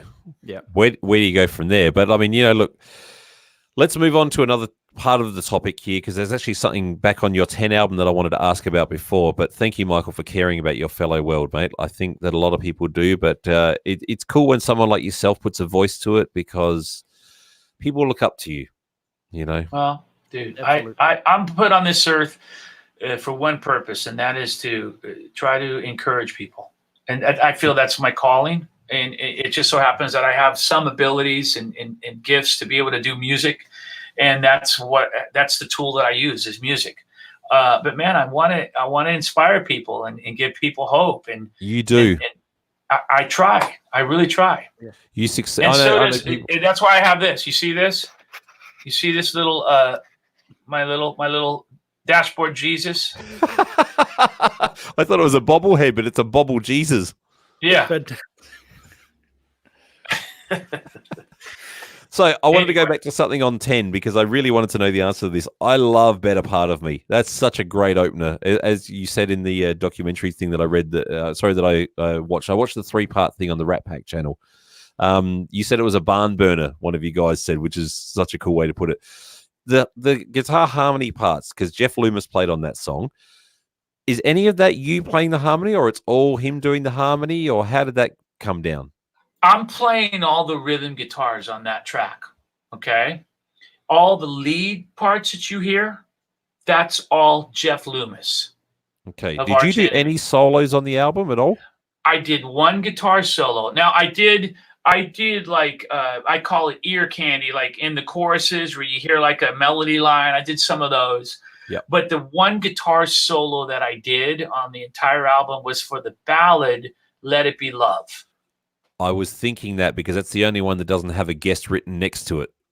That's my solo, and that's what I do. I mean, I have a certain style of playing, and I'm not a shredder like a lot of these other guys. But you are. You always downplay your playing, Michael. You're a damn good guitar player. I'm not a shredder, man. I give you a virtual slap. You could play. I did read in the review that you turned it down. You said that was the worst solo of the album was the one that you did, and I disagree. They're all stonking. Your guitar solos, it's smashing, mate. It's great. Well, dude, thank you, brother. Thank you guys, both of you guys, for that. I appreciate it. But I always try to approach a solo like I do a vocal, and I try to put it together section by section so it's memorable, and each section has almost like a vocal quality to it, like a melody that you can sing along to and memorize. That's how I always approach solos. And that's just, I've done that from day one with whatever solo I'm working on or writing or recording. It's almost from a singer's approach versus a guitar player's approach. But that's a great approach. It makes it memorable. It's like the hook in the song. It's that it's thought about in the same way, not just smashed out like here's a guitar solo just for the hell of it. Absolutely. And it's really important for me too, as a guitar player, a soloist, to write a solo that really glues the song together and fits into the song. It's like, those songs where you're hearing the song and then the solo comes out of nowhere and it's like, well, that was amazing, but it didn't really fit. I try to make sure that the solos fit the song. Yeah, that's cool. It's an important part of it. Lyric, I think personally for me, and this is just my taste, I think the most melodic, because he's not a shredder, the most melodic guitar solo player ever, who literally you could sing every single one of his guitar solos, is Brian May from Queen. Oh, yeah. And Brian is one of my all-time favorite guitar players. I'd put him on my top 10 list. Oh, easily. Without question. So, okay, as a guitar player, I was going to ask, who are your guitar gods, as we call them? Okay. Guitar gods for me that really inspired me and influenced me. Brian May, and I'm not just saying that because you just said it, but he's on that list, the top 10. Eddie Van Halen, Randy Rhoads, of course. I love Tom Scholz, and Barry Goudreau. Their solos, they were simple, but just so tasty and so melodic. I'm a huge fan of John Sykes. One of my all-time favorite players. Probably one of my most influential players. I'm nowhere near the level of this guy, but big influence on me, and that's Michael Schenker. I love Michael's feel and style and sound, and just everything he does is brilliant. I would go on to say guys like, let me see here. Oh gosh, I'm trying to think of some other players that I think are brilliant. Matthias Jabs, I love. Matthias Jabs, who's that? Oh, from Scorpions. Scorpions. Of course. Sorry, it took me a second. I'll tell you my favorite, and I wonder if he resonates with you at all. Gary Moore is my guitar god. I love Gary. Gary. That guy had so much conviction in his playing. It was insane. So much feel and soul and shredder. He could shred and then just hang on a note and let one note sing. You know, big time. I love Joe Bonamassa as well. I love his. Great.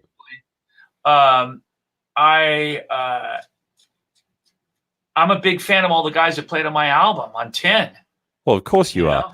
Hey, Caleb's just. Oh, sorry, Dave's just got another question up first. No, it's more of a statement. Statement. There you go. Love the way he thinks about. Yeah, well, Denny Music. Love the way he thinks about playing for singers to follow his solos. It's amazing to do both things at the same time, and he inspires me to keep on singing. Wow! I mean, there it is. There it is, right there. Wow. Well, man, look, I grew up in a very musical family. I started playing guitar first. I got my first guitar when I was 5, almost 6 years old. My dad taught me how to play on his 12-string jumbo Gibson.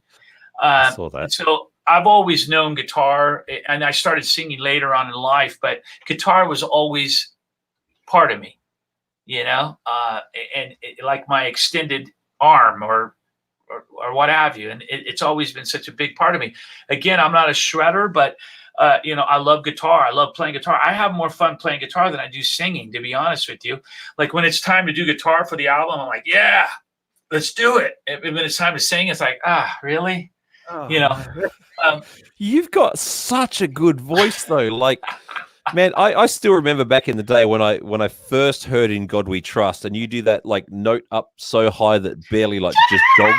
Yeah, it's the way crazy, dude. That was it's so high. I don't even know what I was thinking, because I knew at the time that I was recording that, like, I'm never gonna be able to pull this off. Well, it's funny because I picked up on it, because you remember encyclopedias used to be books, not the internet back in the day.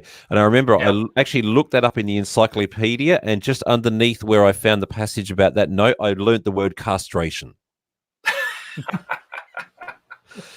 Frank Falbo. That's what happens. I joke about it all the time, but back in the 80s, apparently I hadn't reached puberty yet, and I was able to hit all those notes that only cats and dogs can hear. Now I've reached puberty and I can't. So there you go. Yeah, you might have reached puberty, but you I don't know if you've reached your maturity levels yet. But I'm just as bad. If those people out there could see you and me when we're just talking, the two of us, they'd just be like, "Oh my god, these two are like children." Frank Falbo, who is a guitar builder and an engineer and a genius as far as building parts and doing all sorts of things. He's a very, very, very clever engineer, and he's well known. He goes to NAMM every year with his guitars and his bits and pieces. He has a Greg Mara signature guitar out there as well that he's built for the guitar player Greg Mara. He put a beautiful comment here on the other feed that I've got running on one of my Facebook groups, and he says, "I proposed to my wife with Together as One." Wow. Yeah, that's crazy. And you'd be amazed at how many people every year we run into that share stories like that with us. They got married to, honestly, Together as One, All of Me. It's just mind-blowing, incredible. I mean, a lot of people, man. It's because your music's inspiring. Phenomenal. So cool. Correct. You're right. Your music is phenomenal. You got it. No, I didn't say that. I know. I didn't say that. I know. This is an interesting one. Oh, hang on. It just jumped as I went to click on it. Here we go. What was your best concert memory ever? Now, it doesn't define this, so let's go if you have one, say, of a Stryper memory, and then as an attendee to a concert. Do you have... I guess it's pretty hard to say for a Stryper, but, whatever. My best concert memory... believe it or not, it wasn't with Stryper. Oh, okay. Was it with Boston? It was with Boston. I knew it. See, I do know you.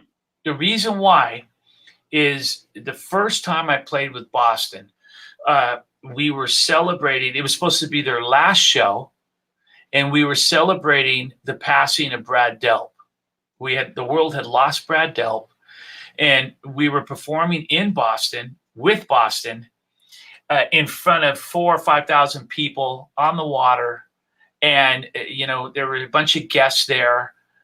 Sammy Hagar was supposed to be there. Ann Wilson was supposed to be there. They weren't able to. Mickey Thomas, Godsmack was there. A bunch of people were there.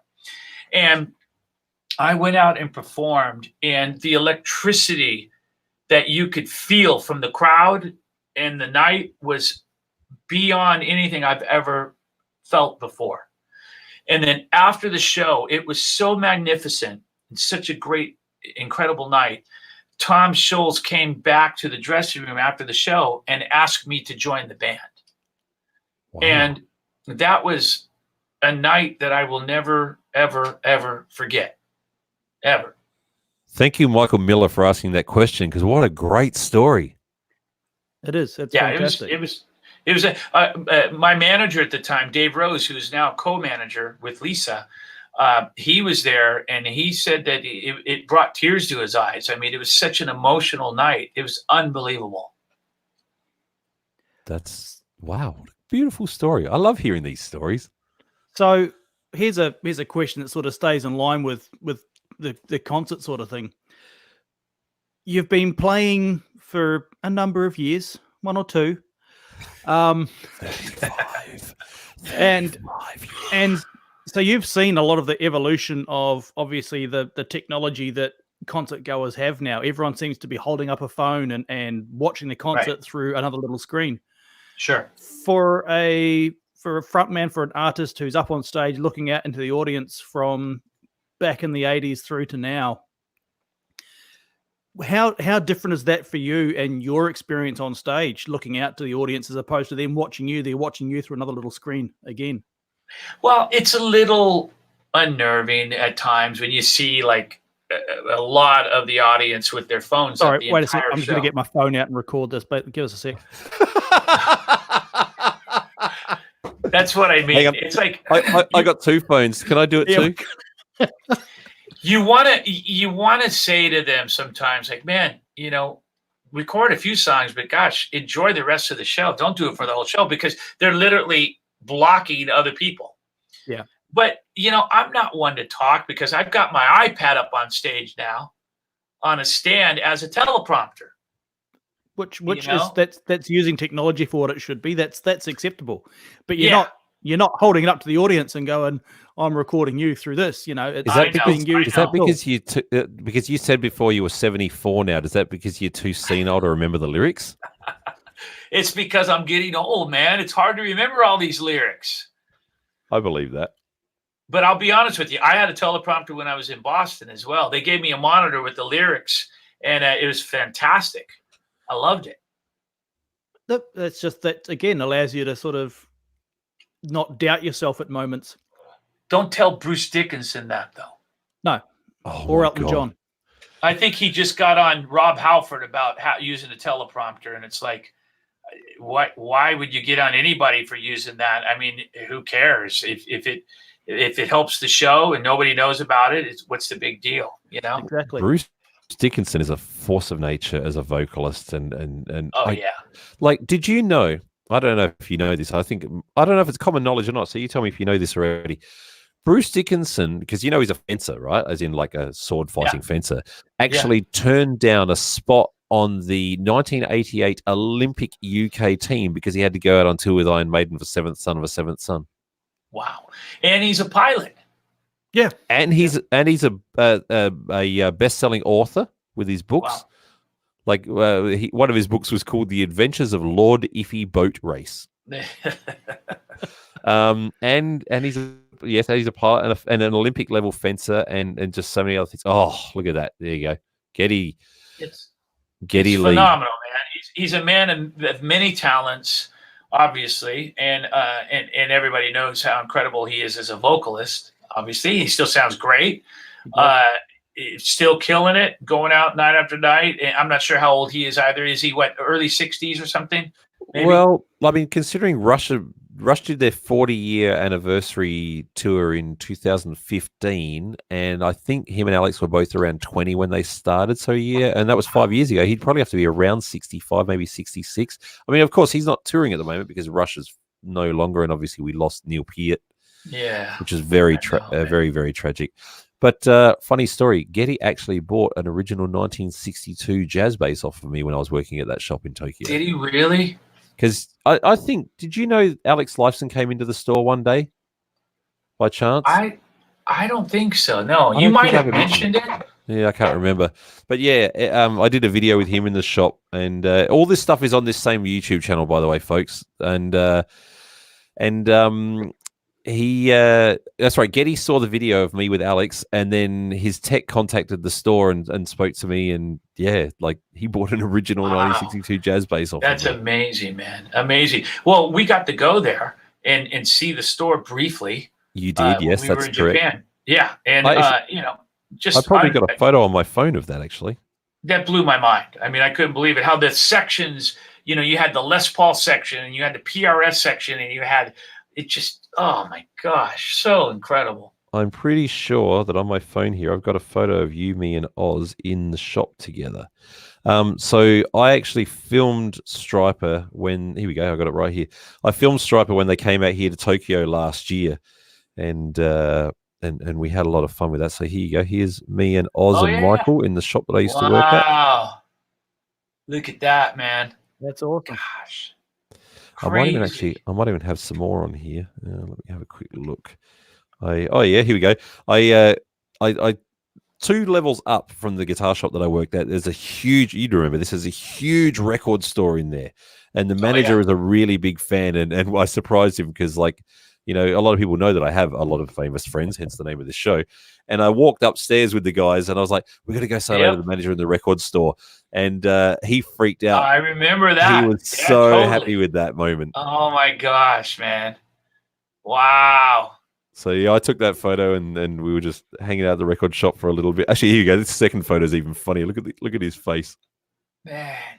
Now, see, look at that. We were in Japan. I'll never take that for granted, right? You know, because look at we were able to go there. Phenomenal. Absolutely. Gosh.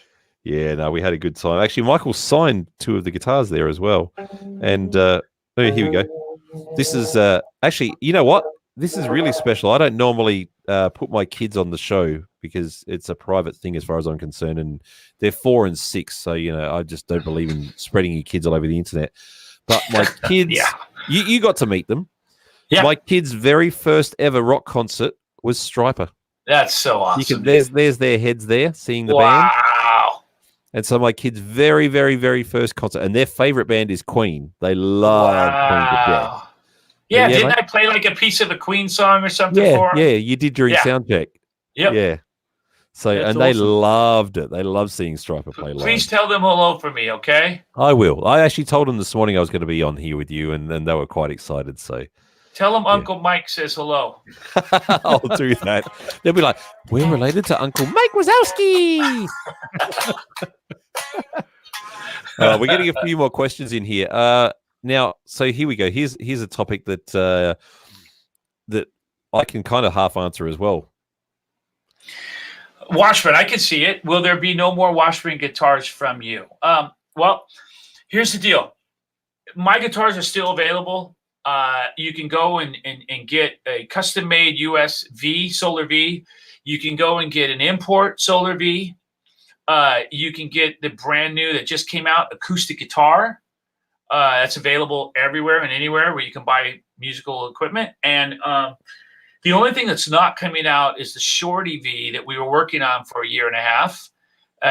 The higher ups decided not to release that. Why? I have no idea. I guess they were a little fearful of Gibson coming after them, because I guess Gibson's going after everybody, because, you know, it looked kind of like a rounded Rhodes. So that's been put on hold. And I am officially no longer with Washburn. My agreement's up. So I've been talking to a few different guitar companies. I mentioned early Sully Guitars. And I don't know where I'm going to go. I don't know where the next Michael Sweet home is going to be in terms of guitars. I was talking to a couple of different companies. And, you know, it's really the last thing on my mind right now with everything that's going on around us. I've got plenty of guitars. I certainly don't want to sign with a company just to get guitars. I want to sign with the company that believes in what I do, has a vision for what I do, and where we have a great relationship and we work together well. That's the most important thing to me. Who will that be? I don't know. We'll see. For not big noting or anything silly like that, but just establishing stuff. Tell them who you called to try and get some contacts with some guitar companies. You. Which is the funny thing. So because I'm so in the industry and so working with a lot of other people and being such a big part of it, Michael actually called me and goes, dude, Gil's not at Washburn anymore. And I know Michael. Michael's all about relationships. Oh, yeah. Who should I talk to? And we called up John Sully, and he sent Michael a couple of guitars. We called up Rob Chapman, who was in the midst. And by the way, he did end up getting out in time. I think he told you he's moved. So he did. I've been in touch with him through text messages and stuff, and I just hope that he stays safe and healthy. And like I said, I feel almost silly reaching out to people about guitars right now. But which is why you asked me to do it for you. Well, and that was before, but now things are much more serious at a different level, right? We were doing this a few weeks back. Dude, I reached out to you, I reached out to Gil, and I reached out to Dave Mustaine, and that was it. Wow, I'm honored to be on the list. Yep. We got a question that I actually am curious about here, which for me is kind of a funny question. And if I read this with jokes and laughs, don't be offended by it. It's just kind of me being me. Michael, about how many Bibles have you given out over the years? Like throwing out into the audience, how many do you think you guys have done? Have you actually kept record of that? Well, I mean, over the past 10 years, we've thrown out every night 20 Bibles a night. So if you do the math on that, all the shows we've done, we average maybe 50 shows a year, sometimes more. 20 Bibles a night, and then back in the day, we used to throw out more like 100 Bibles a night. And we were touring every year and playing, sometimes 100 plus shows a year. So many Bibles. How many pages in your Bibles, do you know, roughly? It's just the New Testament. They're pocket-sized New Testament. I'm not sure exactly how many pages. So you're not actually personally responsible for deforestation or anything? No. Gosh, no. I hope not. Come on, just being silly. Now I've got another one here that I wanted to read out. Oh, actually, you know what? I have to address this, and I don't want to make a big thing about it because I already know your feelings. But there's so many fans asking, I have to ask it. The Tim Gaines question keeps coming up. Now, Dave, just in case you don't know, Tim Gaines was the original bass player in Stryper, and for anybody else who's watching who just digs Michael but doesn't know.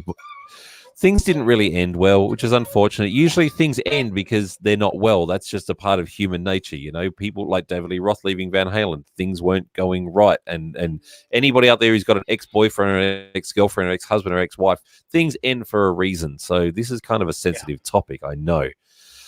Do you want to say anything, or do you just want to say pass? It's up to you. Well, yeah, I don't really talk. I don't get into it because we've kind of it's old news. We've moved on. I mean, we have Perry, and Perry's the man, and there's no looking back for us. We're all in such a good state right now, in place mentally. We have the best relationship within the band between the four of us that we've ever had. We're really all on the same page, and we love each other. We have fun. We laugh. We smile. We go out to eat together. We go hang out together. And there was a time when we didn't do those things. Everybody kind of went their separate ways. And, you get into that position where it becomes part of a routine where you just start spending less and less time together. And that's not necessarily a good thing, but it's a fact. It's reality.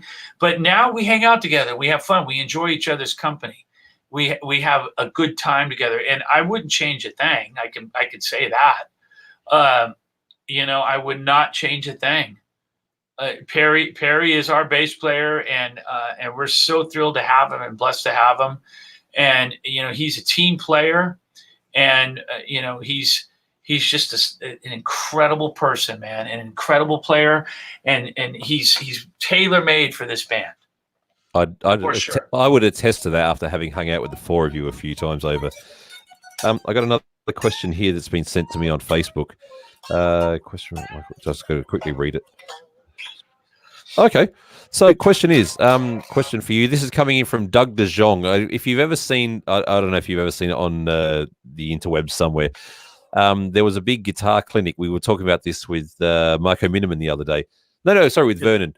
There was a big guitar clinic where, sorry, not clinic, one of those like fantasy camp things.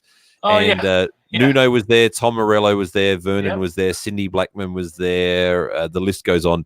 And they were doing like this guitar battle with all the attendees. And Doug De Jong, who's from Brisbane in Australia, got up and played. And he was licking the guitar and everyone else was taking it super serious. And he could shred like a monster. And he was just being an absolute idiot. Doug elbow. That's right. He did the elbow. And Nuno and Tom Morello jump out of their seat and piss themselves laughing. So this question is coming from him. The question is, how has rehearsing changed since the old days using big amps to fly rigs? And also, what advice in being unique? Thanks, legend. Well, I tell you, man, rehearsing has changed a little bit. We rehearse in the room I'm in right now, okay? And we've got little headrush powered wedges. And I run my ISP into one. Oz runs his box into his. Perry runs his into his. And Rob's got a little electronic kit over here that he plays. Yeah, and it's like... Oh, you actually really do have one there for rehearsals? Yeah, look, I don't know if you can see it, but... Oh, I can see the corner of it now. See it? Wow. Oh, good man. That looks like an Elisa Strike Pro. It is. I thought you were joking. That's why I laughed. It really works out, and we're able to control the level and stay at a low level. But at the same time, there's nothing like plugging into a real amp and feeling the speakers, move the air and thumping your legs. And I mean, I miss those days. And we save that when we go to Nashville. We go into a big studio, a big room. That's when we break out the amps and crank up the levels, and then it's back to the old days again. So we kind of have the best of both worlds, the way we do things right now. And it works. Cool. There's a good answer. And then the other half of his question was, hang on, I just had it there a second ago. I think it was about being unique. What's your advice for being unique? My advice for being unique is be yourself, man. Don't follow the trends too much. In other words, what I mean by that is if you're a musician, you're recording an album, don't try to make that album sound like 10 other albums, Cool. Like when we go and we mix, we don't listen to other albums. We don't put it on other albums and say, okay, I want the same sound as that. And I want the same mix as that. We don't do that. And it keeps us separate. It gives us our own unique sound. A lot of bands really pursue sounding like other bands, and try to sound like yourself.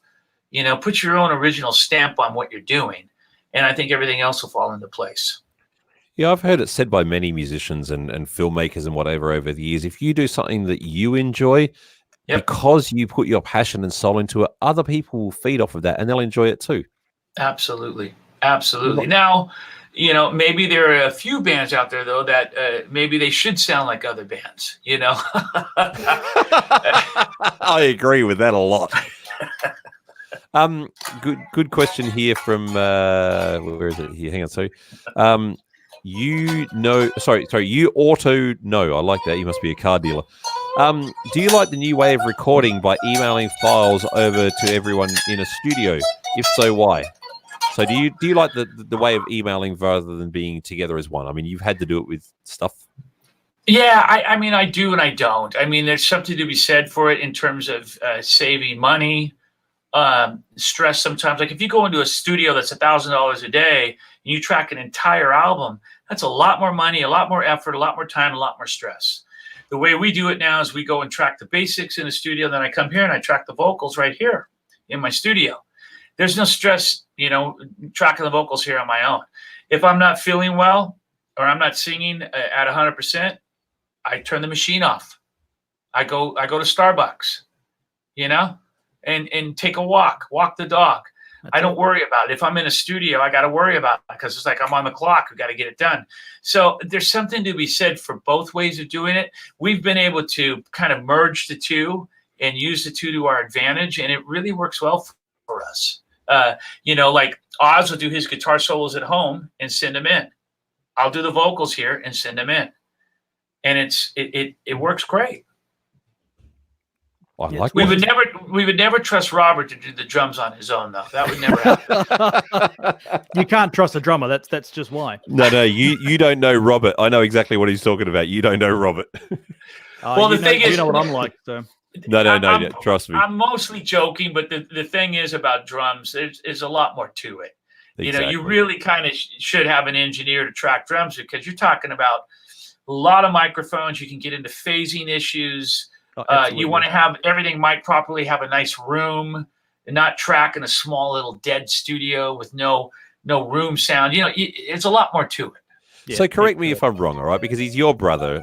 But my understanding of Robert is the way I know him personally is that if you left Robert to do it on his own, he would never finish it because he'd be going. I mean, even at soundcheck, right? He plays at gig level at soundcheck, Dave. Like, I mean, could you imagine because you're a drummer playing at full gig level just at soundcheck? And that's what he does, right? So I've got video footage of it, and he sits there. That's necessary, so the sound guy can go, "Oh, yep, cool. That's how he's going to play." Yeah, and I tell him to. I tell him to. Sometimes he doesn't. Like, he doesn't hit his hi-hats as hard.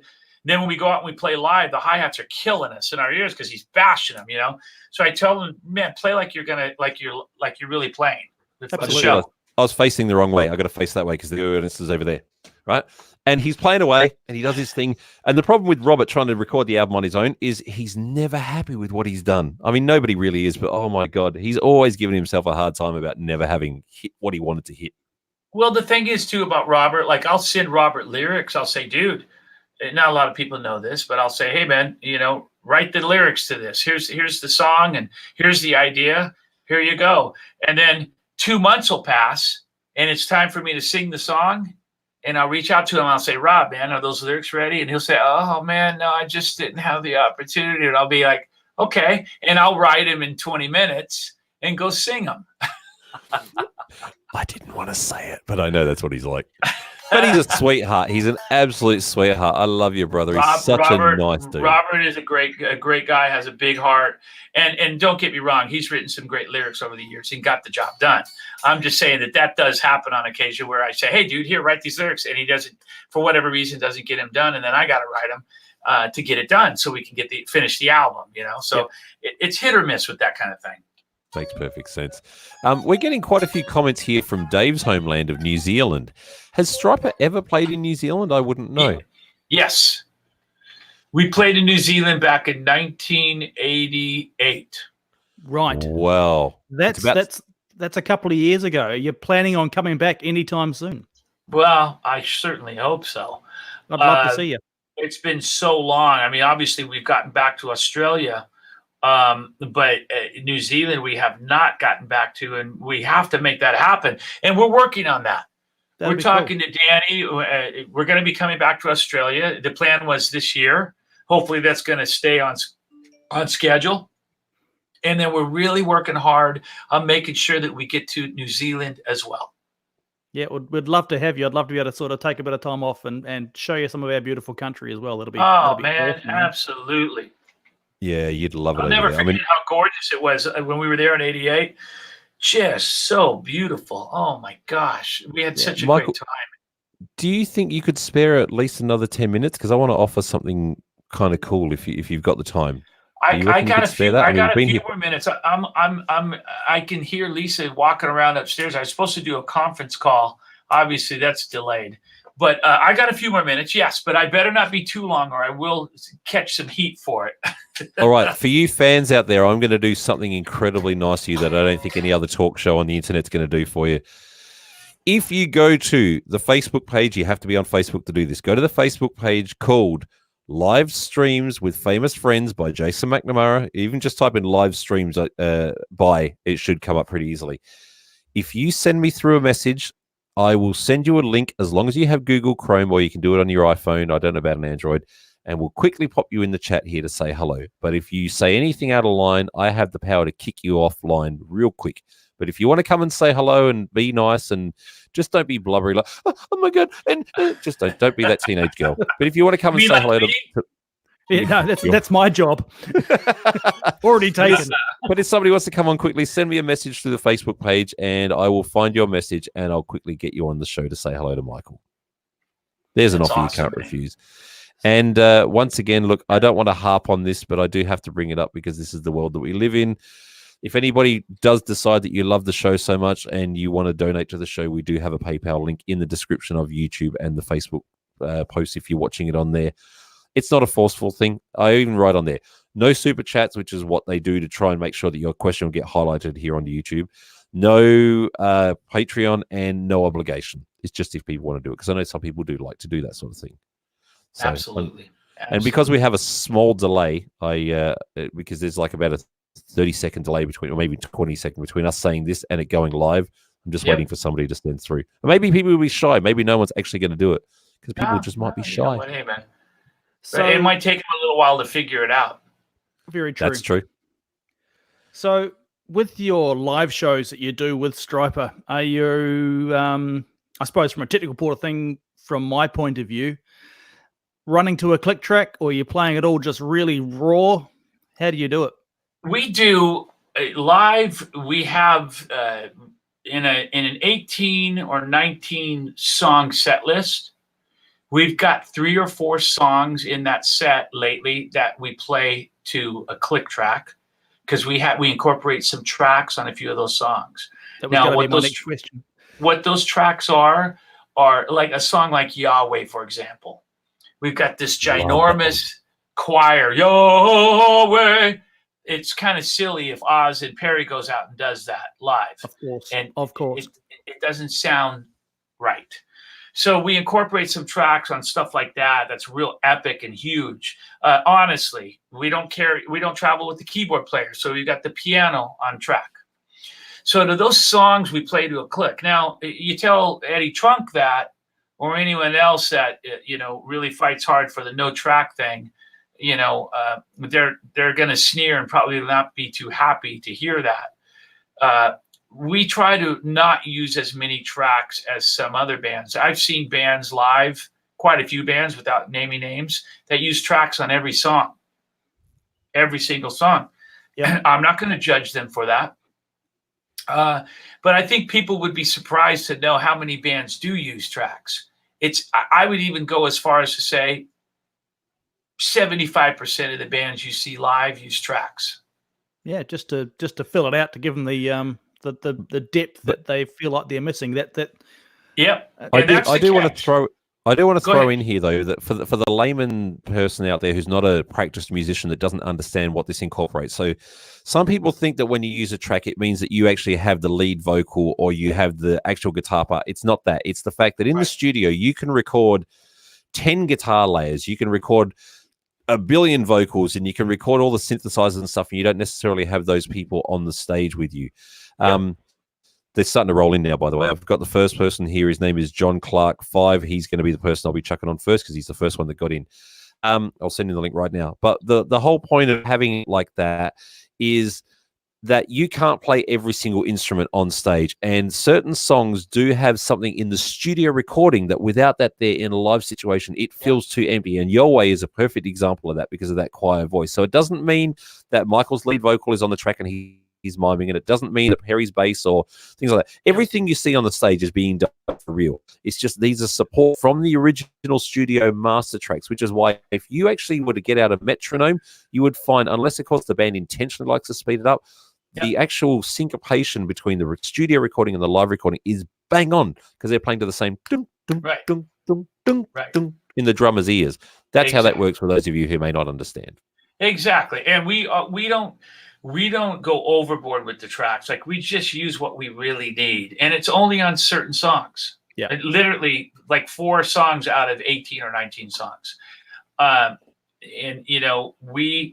we really do our best not to take advantage of that so much so that, you fall into that trap where everything's tracked and you're not playing a lot. There are some bands where a lot of stuff is tracked, like that lead vocal stuff and guitar solos. I mean, I've seen it. And again, I'm not going to judge those guys. But, we try not to take it so far that, it's becoming a bit of a farce. We don't want that to happen at all. Definitely not. No.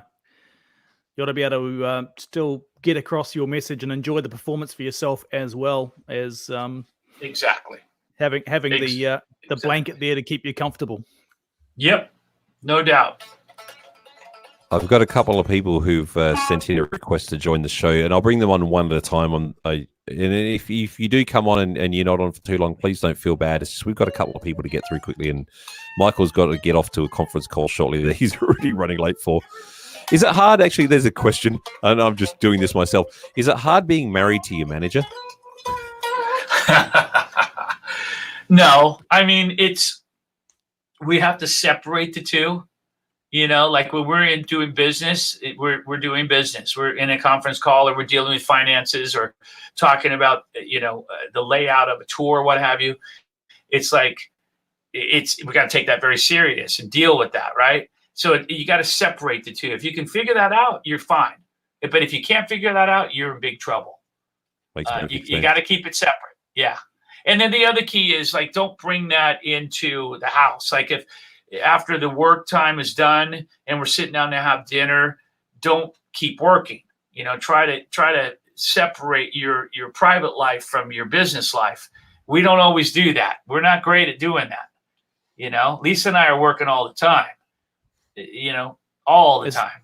As long as you're still giving each other your time, you've still got that to work with each other and work on each other. That's what it's all about. Absolutely. And we fail at that sometimes, but we try not to. Yeah, man. We're human, mate. We're not supposed to be perfect. No, very far from it. We weren't made to be perfect, were we, Michael? I've got on the new album a solo that I wrote. It's going to be the first of its kind. It's one note solo. It's just that's all it is. That's sweet. It just does that for about 25 seconds, and it's amazing, man. So that's about the level of my guitar playing. There's about one note.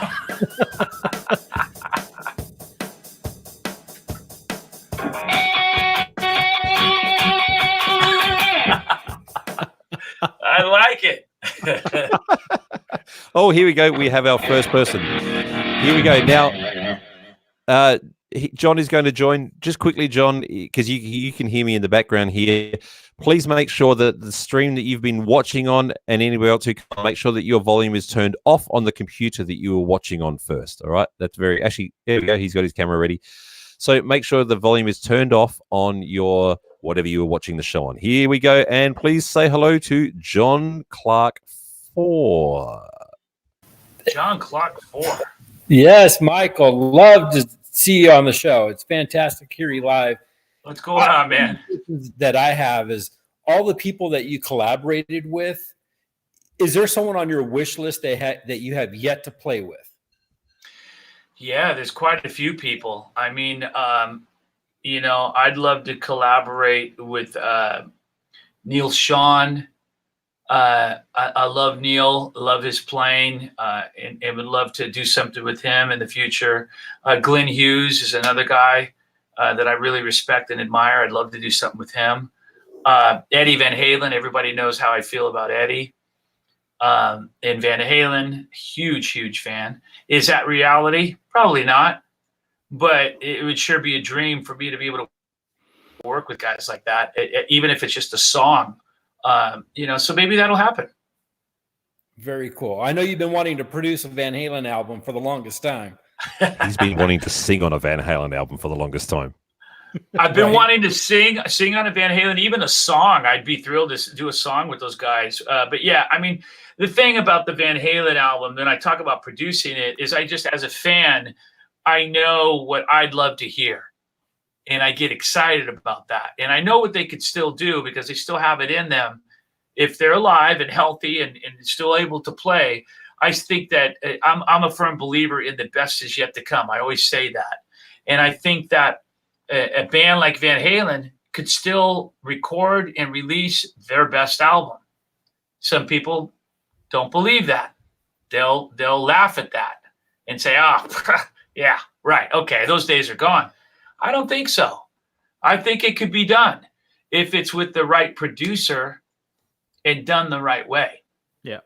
I think that's a fair call. And I would love to be that producer, but again, it's just something that I say.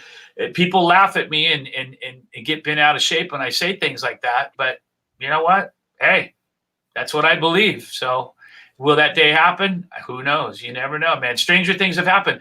If you had asked me if you'd ever be in Boston 20 years ago, I would have said, never. And it happened. So, Mark Wahlberg rockstar movie all over again. Just quickly, John, where are you coming to us from, mate? San Diego, California. Nice. Wow. Well, stay safe out there. We've got a few more people lined up here. I'm about to bring in Simon, who's Thanks, sitting in the background. So thank you, John, for being involved, and thanks for enjoying the show. stay safe, brother, out there, man. Be safe and smart and healthy, and just we're all gonna get through it, man. Keep the faith, okay? For sure, Michael. You guys stay safe as well. Okay, buddy. John. Thanks, John. Take care. All right, so let's get our next person up quickly. We've got to boot through these, otherwise you're going to run out of time. And just real quick, for anybody else who is watching the show or tells friends about it, make sure you subscribe to my channel and click the bell so you know when the shows are coming, because I'm working my butt off to get as many great guests for you as possible and do things like this with generous people like Michael. So if I'm going to pronounce this right, Simon, I'm going to let him say his surname because I'm probably going to say it wrong. I think it's Brerenton, but he's already laughing at me. I can see him in the background because I can't even say his name right. Here he is, ladies and gentlemen, Simon.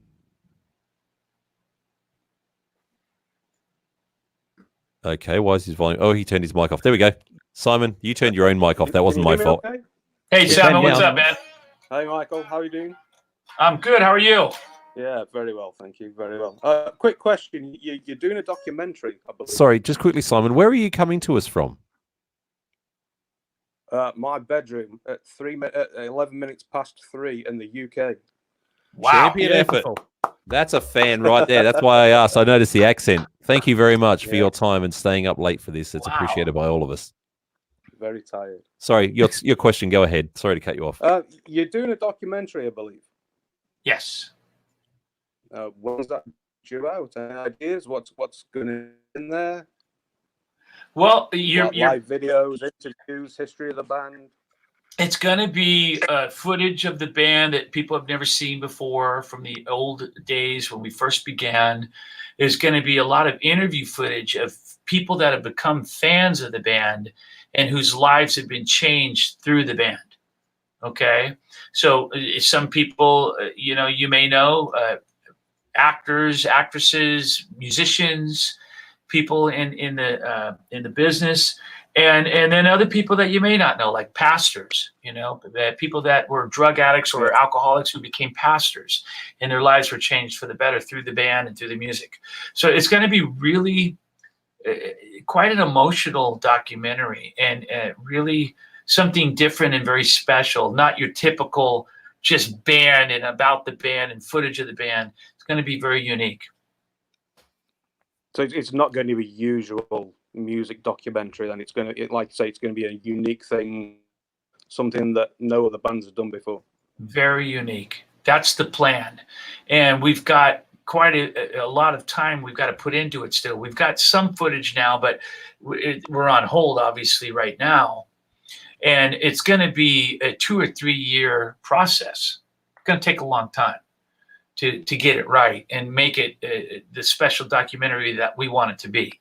But we're working on it, man. It's going to be really incredible. It's going to be a big payoff once it comes, for sure. Yeah, look forward to it. Maybe you'll get a chance to say that again, brother. Sorry, your internet's breaking up a little bit, Simon. I say you may be able to have a chance to come to the UK before it comes out and get some of that footage in it too. Oh man, dude, we haven't been to the UK since I think 2010. Oh, yeah, unfortunately. Last time we was at the Hammersmith Odeon in '87, I think. Yeah, that was way back in the day. And then we came again in 2010 and we performed a club in London. And but man, it's been a long time, way too long. I mean, I'm not sure what happens. And you know, we just went to Mexico for the first time. We had never been to Mexico, so sometimes these things happen. It's difficult for us to get back to certain parts of the world, but we're working on it. UK, we've always come to the UK, so we'll be back for sure. Just a matter of time, you know. Once we know, we'll let you know. Keep your eyes and ears open. We just need to get some promoters on board in the UK to pick you up and go, let's get Stryper on. Let's get Stryper to the UK. It's the promoters we want.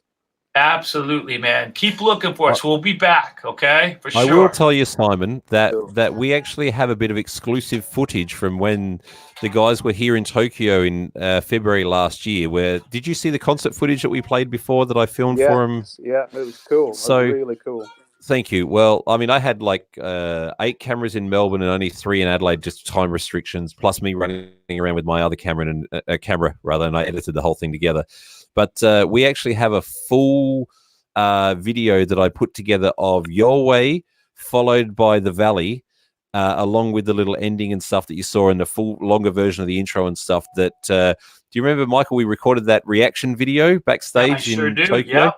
So I actually sat down, all 4 of the guys and myself, and we watched the entire 15 minutes or whatever the video went for backstage. And we've got it, like, say, down in the bottom corner, we've got the original video, and then the 5 of us sitting there backstage in Tokyo watching it, and you can hear the guys reacting to seeing Oz not on stage with them. And Oz was actually sitting there watching the band without him. Yep. So we've actually got footage like that for you coming as well. Now, whether that goes on the actual documentary or whether we use that as a supplement, we haven't figured that out yet, but that's coming too. So cool. Yeah, excellent. Right. Thank you very much. And I appreciate the positive messages, Michael. Keep on coming. Hey, Simon, man, you stay healthy, buddy, and take care of yourself. Get some rest, and hopefully we'll see you very soon, okay? Brilliant. Cheers. God bless you, man. Thank you, Simon. What a champion for staying up so late at night. Wow. Crazy. 3:13 in the morning when he came to us. All right, our next person, we've got 2 more currently lined up, and I know we've got to let you go shortly. We have, I don't know where from, but we have Jeremy McElroy. Hello, Jeremy. Well, he's in the dark, isn't he? Look at him. He's just ahead. Jeremy, we can't hear you. We can't hear you, Jeremy. Your microphone is not muted on my end, and I can't hear anything. I'll give him some background music.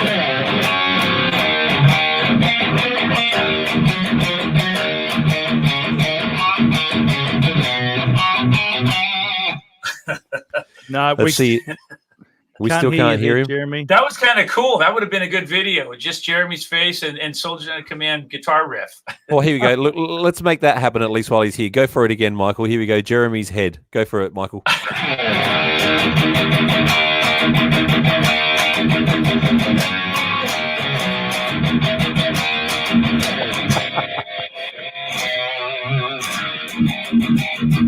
Yes. We do the best we can for the fans out there watching Michael and watching our show as well. Look, he did tell me in Facebook that his message simply said "rocking from Maine." So I guess Maine's just a little bit north of you. Is that right? Yeah. So he's close. He's maybe a few hours away from me. He's actually parked in your driveway right now. That's why it's black. Oh, man. Oh, wait a minute. I see his car. Well, I don't know what's going wrong on your end, but like I can see you're unmuted on my end. But thank you for coming in, Jeremy. I'm sorry that you didn't Hey, Jeremy, God bless you, brother. You stay safe and healthy, okay, my man? All right, Billy. Thank you. God bless you, man. Love you. All right, and we have Andrew lined up. Here we go. And I can see there's another. That's all right. Oh. Whoever's running away, Andrew, you can leave him there. It's all good, mate. Here comes Andrew. Hey, Mike. What's going on, I man? know, Andrew. What's up, Andrew? Not much. Seen you over 100 times. I don't know if you remember that or not. Yeah, it's good to see you, man. You too. Just calling from Philly. Just wanted to say hello and say thanks for all the memories. And sort of over the years, all the songs you've written, how do you come up with so many great riffs? Well, you know what, man? I just sit down and try to not recycle the riffs. I mean, sometimes I do. You know, sometimes there are riffs that sound similar to other riffs, and that's just par for the course. It's going to happen. But I really try to just come up with different ways of creating a riff and making it really cool and simple and powerful and one that's memorable. And because the song is based on a riff, you know, if you're in a metal band, It starts with that riff. That's what starts the song and makes people go, ooh, that's cool. So it's a very important part of the puzzle. But man, so far, I mean, I thank God, I'm counting my blessings. But so far, the well hasn't gone dry, and I'm still able to come up with stuff, man. And maybe that day will come when I can't. And when that happens, I'll hang up my guitars, no pun intended, and I'll start grilling on the grill, or walking the dog a little longer than normal. And I don't know, man, but I got a little more life left in me. Nice. Thanks. I think that's a pretty safe call. Are you guys staying healthy and safe? Oh, definitely. You too. Good. Well, you guys, please stay healthy, man. Take care of yourselves, and do all that you need to do, and we'll get through this, and stay positive and keep the faith, okay? Yeah, Definitely, absolutely. too. Okay, Say hi to guys. Lisa for us. I will. Bye. Guys, have a good night. See you later. This is kind of cool, huh? I like this fan outreach stuff. It's kind of fun. It is cool. It's awesome. Oh, we got one more here right now, and he is now officially a stalker and serial visitor because it's his second time on the show. Ladies and gentlemen, I give you the elbow licker, Doug DeJong. Hey, how are you, man? What's going on, man? I'll just turn up my volume just a little bit so I can hear. No, we can hear you great perfectly. To meet you. I've been a fan for a long, long time. Can you hear me okay? I can hear you, perfectly. yeah. Oh, sick. I really wanted to ask you about technique, being a bit of a guitarist myself. I'll be back in one sec, guys. So you guys just do your thing, and I'll be right back. Awesome. Thank you, sir. So I'm in Brisbane, Australia right now, but I really wanted to ask about at what point when you're writing, do you think, okay, cool, I want to add a different technique? Do I need a new piece of hardware? But more so, maybe because these guys were joking before, I've got this elbow thing going on that I was mimicking Tom Morello when he used an Allen key on a song called People of the Sun. But that was just how I heard it. But I just want to ask you, hearing you playing, at what stage of your career you went, hey, that's my thing, I want to do that. And what would that thing be? Oh, gosh. Well, I mean, some of those things, you might not even be aware of. It might be some guitar player, some sound, some album, some song that's inspired you or influenced you and kind of transferred over to your style or what you do. I'm sure I mentioned guys like Michael Schenker, UFO, Van Halen, Randy Rhoads, all those guys have influenced me. I don't put myself at the level of those guys at all. I'm just saying they've influenced me as a player. It might be the vibrato, like Michael Schenker. Michael Schenker has a real wide vibrato. So do I. And I probably do because of him, because I played to a lot of his solos when I was younger. But at the same time, I try to be myself and be a unique musician and an individual and not be so much like someone else that I don't have my own style. And I think you learn that as you go, as you mature as a musician, whether it's a guitar player, bass player, drummer, whatever, you're going to take from other guys, but at the same time, you're going to incorporate your own style as well. And that's just something that naturally happens as you progress as a musician. It takes time. Yeah, I was really interested in that because I have obviously students as well. And, that whole concept of, yes, you can copy, but, with YouTube, every technique, there's no secrets anymore. Yeah. How do they actually try and do their own thing? That's what I think you've answered that. Yeah. I'll tell you what I find very important for me, okay, is when I, like, say for a guitar solo, when I write a guitar solo, I really try to think outside the box and I structure it differently. Some guys are spontaneous and they'll just start jamming a solo, press record, and the best 1 out of 3 or 4 takes they'll go with. I like to structure my solos more like a song, and I'll take it section by section. So I'll work out a 4-bar section. And then once I have that, I'll work out the next 4-bar section, then the next 4-bar section, then the next 4-bar section. Then I blend it all together, and it's like, wow, that's really different. And that's the way I approach my solos, Right. But everybody's different. The way they perform and the way they create, everyone's different. Yeah. I like that. So you actually, like, when you're recording it, do you just loop those 4 bars? Can you get in the headspace and get the mood, the feeling that you want to convey? Yeah, exactly. And I find if I take it section by section, 4-bar section at a time, and I work out that part, that solo, it works better for me. I'm happy with the result in the end, more so than if I'm just spontaneously jamming. I've done that too before, but I'm not as happy with the spontaneous kind of solo versus really structuring it and working it out section by section. Awesome. Well, that's excellent, man. But thank you for your work, and I love your work. And thank you, Jason. Good to see you again, Dave. Hey, man. Hey, God bless too, you, buddy. Stay See you safe again, out there, man. You too, sir. Thanks, Jason. See you next time, man. No worries, Doug. Take care, mate. Thanks, From Doug. Brisbane in Queensland in Australia. Jeez, You almost got through all the state there. Almost. See you, Doug. Brisbane, Tasmania. Fantastic. So now I've swapped sides. Dave's taken over the show. It's now famous. Live streams with famous friends by David Burch. Which it's really not, because I could never take your spot, Jason. You are a true individual and a pure You gentleman, are. So. Oh, shucks, guys. Guys, look, hey, I love you guys. I have to run. Yes, you do. Go, mate. I'm getting the foot upstairs on the floor. I gotta go. But look at The worst thing is Lisa has my number and she'll call me and tell me off. Don't do that to Michael again, Jason. I want to thank you guys for having me, man. I love you guys. I've had an incredible time, and I hope that we encourage some people tonight. That's it. Absolutely, I think we mate. did. Oh, I need to quickly show one last comment because this is insane. This person must be like 1,097 years old. Good evening, Michael. First saw you in '85 at the Anaheim Convention Center when Rez opened for you. Oh, yeah. So what Christian singer had an influence on you? I'm going to tell you, man, I got to be honest. Not any Christian singers have had any influence on me.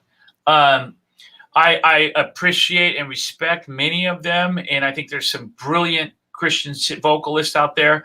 But, I grew up on Bad Company, Paul Rogers, Journey, Steve Perry, Iron Maiden, Bruce Dickinson, Judas Priest, Rob Halford, big influence of mine. And these are the guys that I listen to.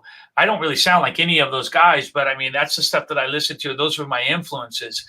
Not really any Christian influences, to be honest with you. Although I don't mean that disrespectfully. Not at all. I was listening to a Christian band that wears a lot of yellow and black the other day, and when the girl started singing, I was amazed. She's got a great voice. Oh, that girl's, I'm not really into that girl's voice. I don't think she's very good.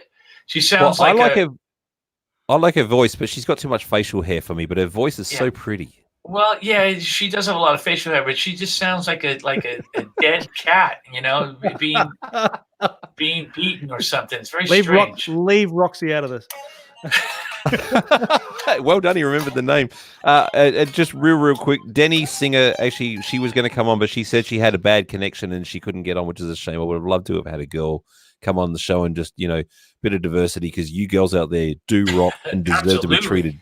Yes. Anyway, all right. So, Michael, but look, thank you, mate. I mean, you and I can do this anytime, but thank you for sharing your time with your fans out there. This has been magnificent. Please, people, give us thumbs up on YouTube, because it will help the algorithm of YouTube to get our show, and it'll make us wider spread to other people out there. Please share it with your friends. There is a playlist on my playlist which does have upcoming shows as I get time. I spend like an hour and a half making these thumbnails. It's just crazy.